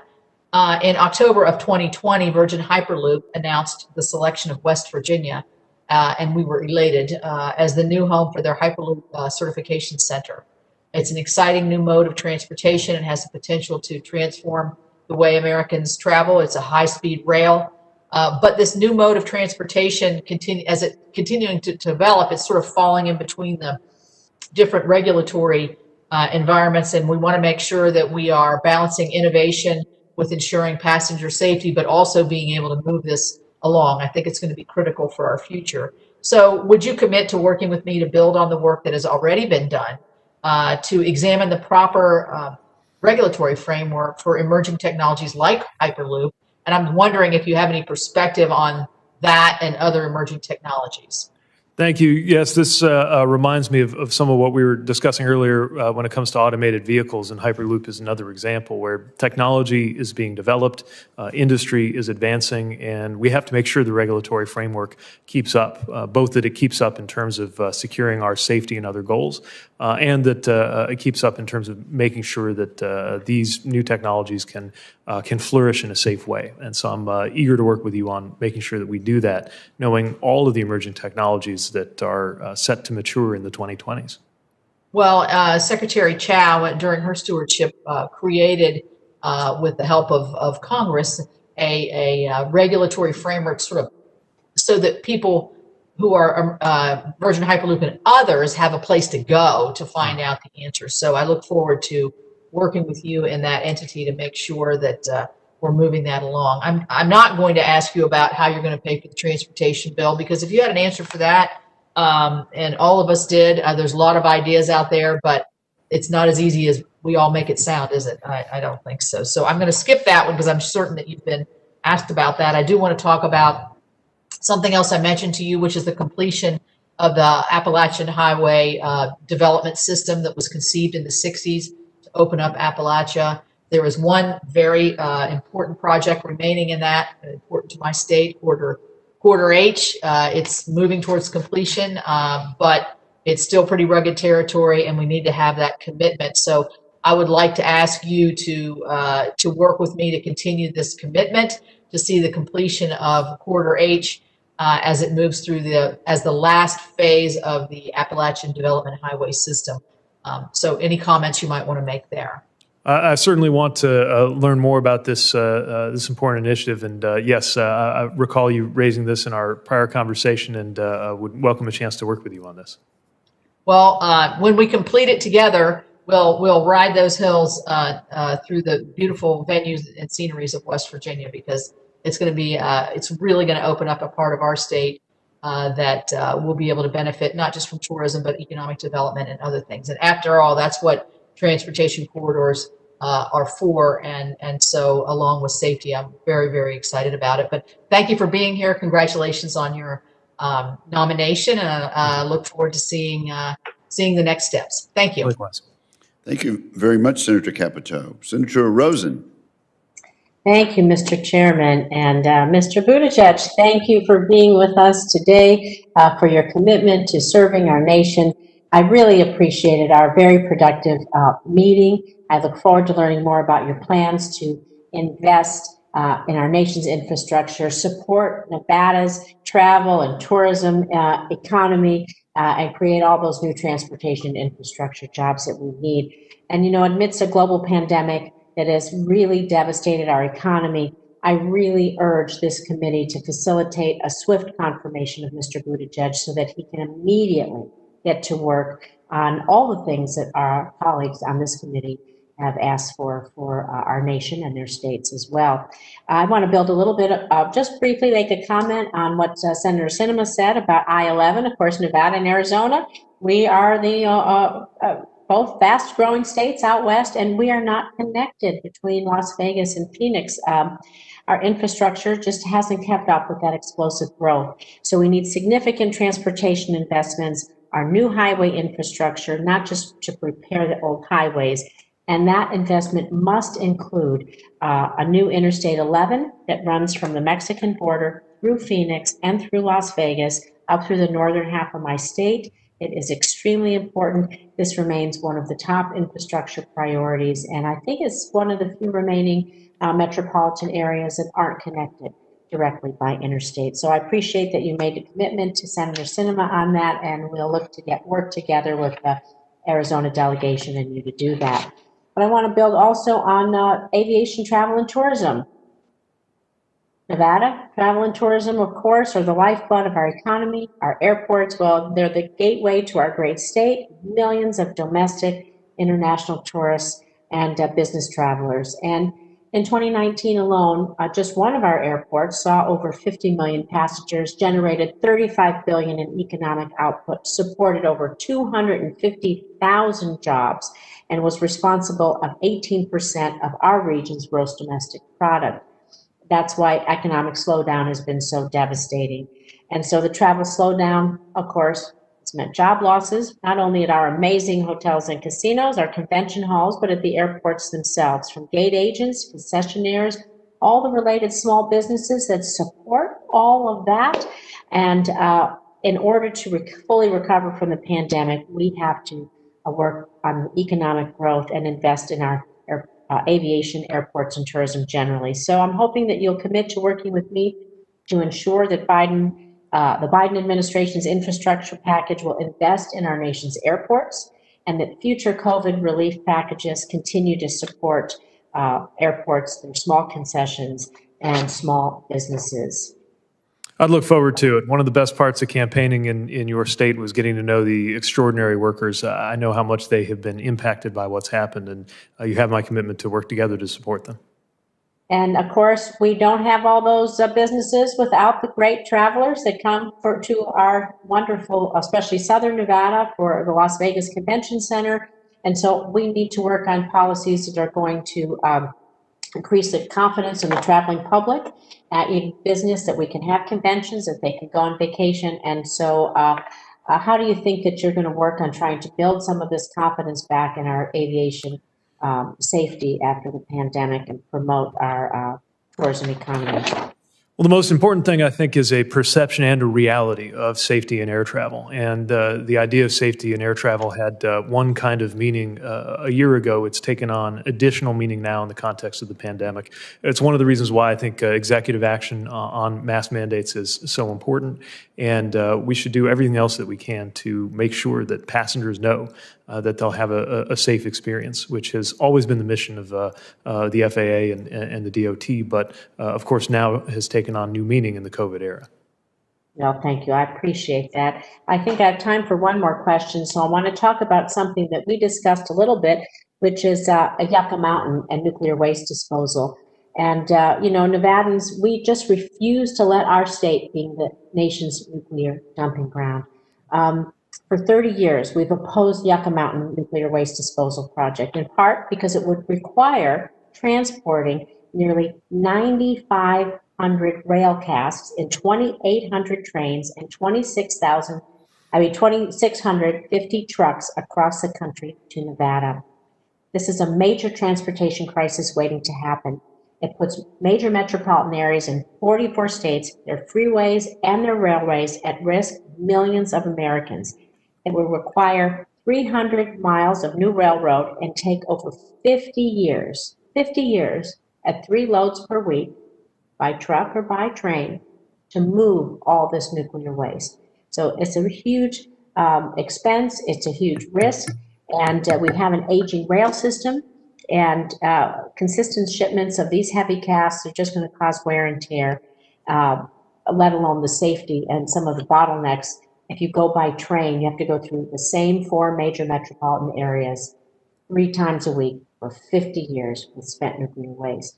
I just think that would be unacceptable to those 4 cities and states as well. So what do you think, Secretary Mr. Mayor? of Transportation, you have jurisdiction over the rail lines, jurisdiction on the transportation of hazardous materials by rail via your department's Pipeline and Hazardous Materials Safety Administration and its Office of Hazardous Materials Safety.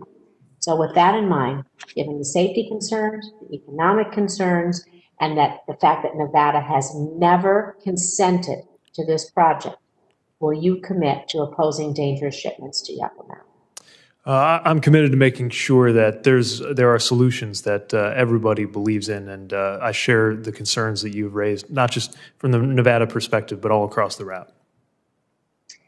And I see that I'm over my time. I look forward to having a few more discussions with you on that. I appreciate your time here today, your willingness to serve our country. I thank you for your service in our military, and look forward to working with you if you come out of committee. Thank you so much. Thank you, Senator Rosen. Senator Young.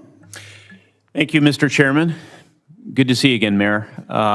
In my introduction of you this morning, I referenced a couple of projects I'm very proud of because during my tenure in the U.S. Senate, I've worked hard to secure funding for and to elevate the importance of some of the priority Hoosier projects we have around the state. One of those is the West Lake Corridor project, of which you're very familiar. The other, the South Shore Double Track project that you're even more familiar with.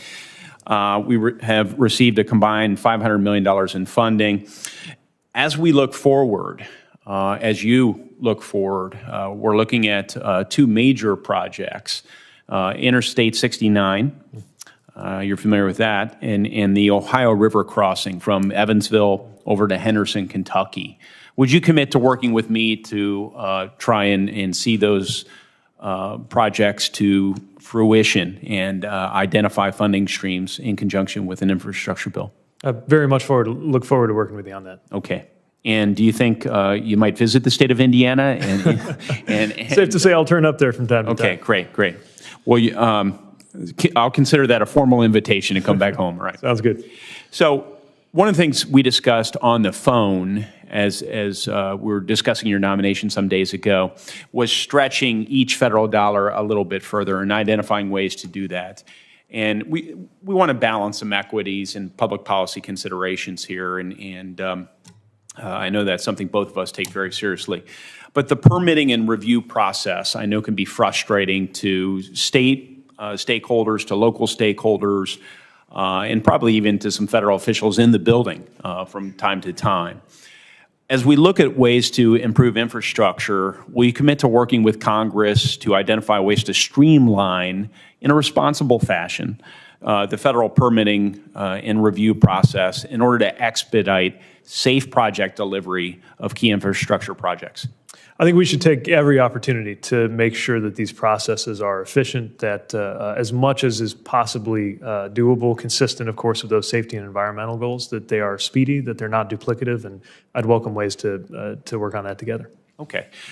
One specific opportunity I say that I've identified to do that, as have others, is NEPA, the National Environmental Policy Act. It's an important law. It requires federal agencies to consider the environmental effects of proposed federal actions. This is an important step in the overall process. I just want to underscore that. However, it seems like maybe an area that can be improved. There's a recent effort to make improvements to this law. In fact, last year, the Council on Environmental Quality announced a final rule to modernize NEPA. And in that final rule, they established a 2-year goal for completion of environmental reviews, a time frame that I think strikes most people as reasonable. Do you and the administration support these recent efforts to set a 2-year shot clock, as it were, for completion of environmental review of transportation and infrastructure projects?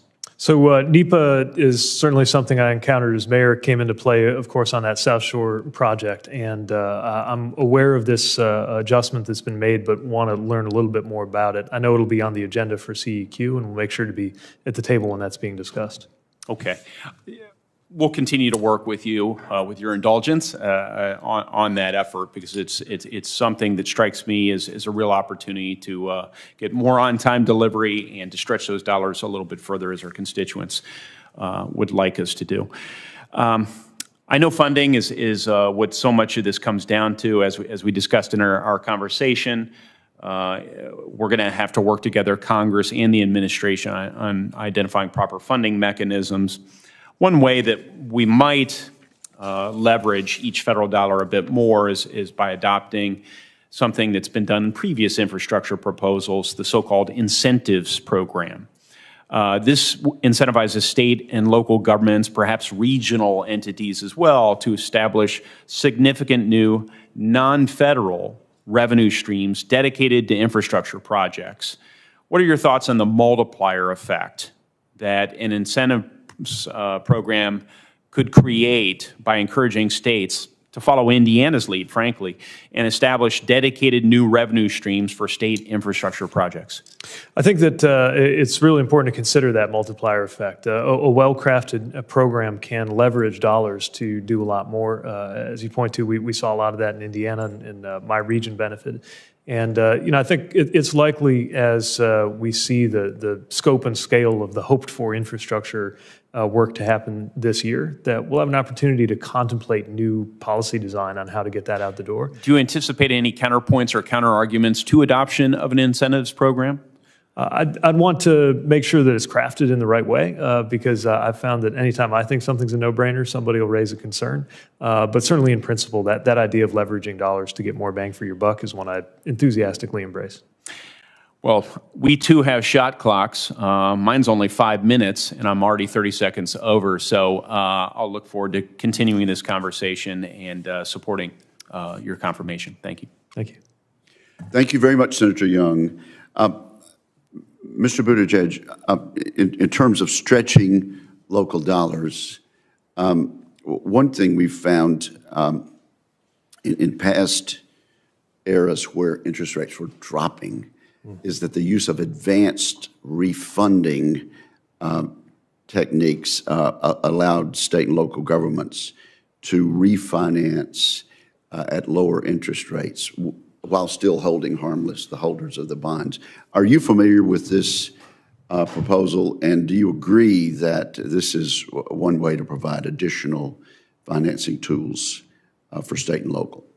Thanks for raising that, Senator. Yes, as mayor, a few things gave me more fiscal pleasure than to find that we could save taxpayer dollars by refunding previously existing debt, especially since we, of course, do our accounting on a cash basis. So I think this holds a lot of promise for relief to local government. I will tell you, Senator Stabenow and I had legislation during the last Congress that we were not able to get across the finish line, but she and I will be working together to try to make the case for this, and it would I would appreciate it if you would do so also. I'm required to ask this question. The committee has a history of asking nominees to state on the record that they pledge to work with Congress and the committee in a cooperative manner. So if confirmed, Mr. Buttigieg, will you pledge to work collaboratively with this committee and provide thorough and timely responses to our requests for information as we work together to address important policy issues? I do, and I will. Thank you very much. And I understand you had a birthday earlier this week. That's true, Chairman. Right. Now, you ran for President of the United States. Were you actually constitutionally qualified? Not by much, but just made the cut. Okay, and you were on the Tonight Show last night with Jimmy Fallon. Yes, sir. And you're on the Morning Joe show this morning. In terms of a thrilling experience, how does being before this committee today compare to those? I would characterize this as a unique experience, Chairman. Right. Very well said. I'm told that Senator Cantwell is finished with her questions. And so I think it is appropriate now to say that the hearing record will remain open till the end of this day. Senators are asked to submit any questions for the record by the close of business today, Thursday, January 21st, 2021. The committee asks the witness, upon receipt of any questions for the record, that you submit your written answers to the committee as soon as possible, but no later than close of business on Tuesday, January 26, 21. Can you do that, Mr. Mayor? Gladly. And let me check with staff and make sure we have dotted all the i's and crossed all the t's. And with that, I conclude the hearing. I thank the witness and thank members of the committee for their cooperation. This hearing is closed.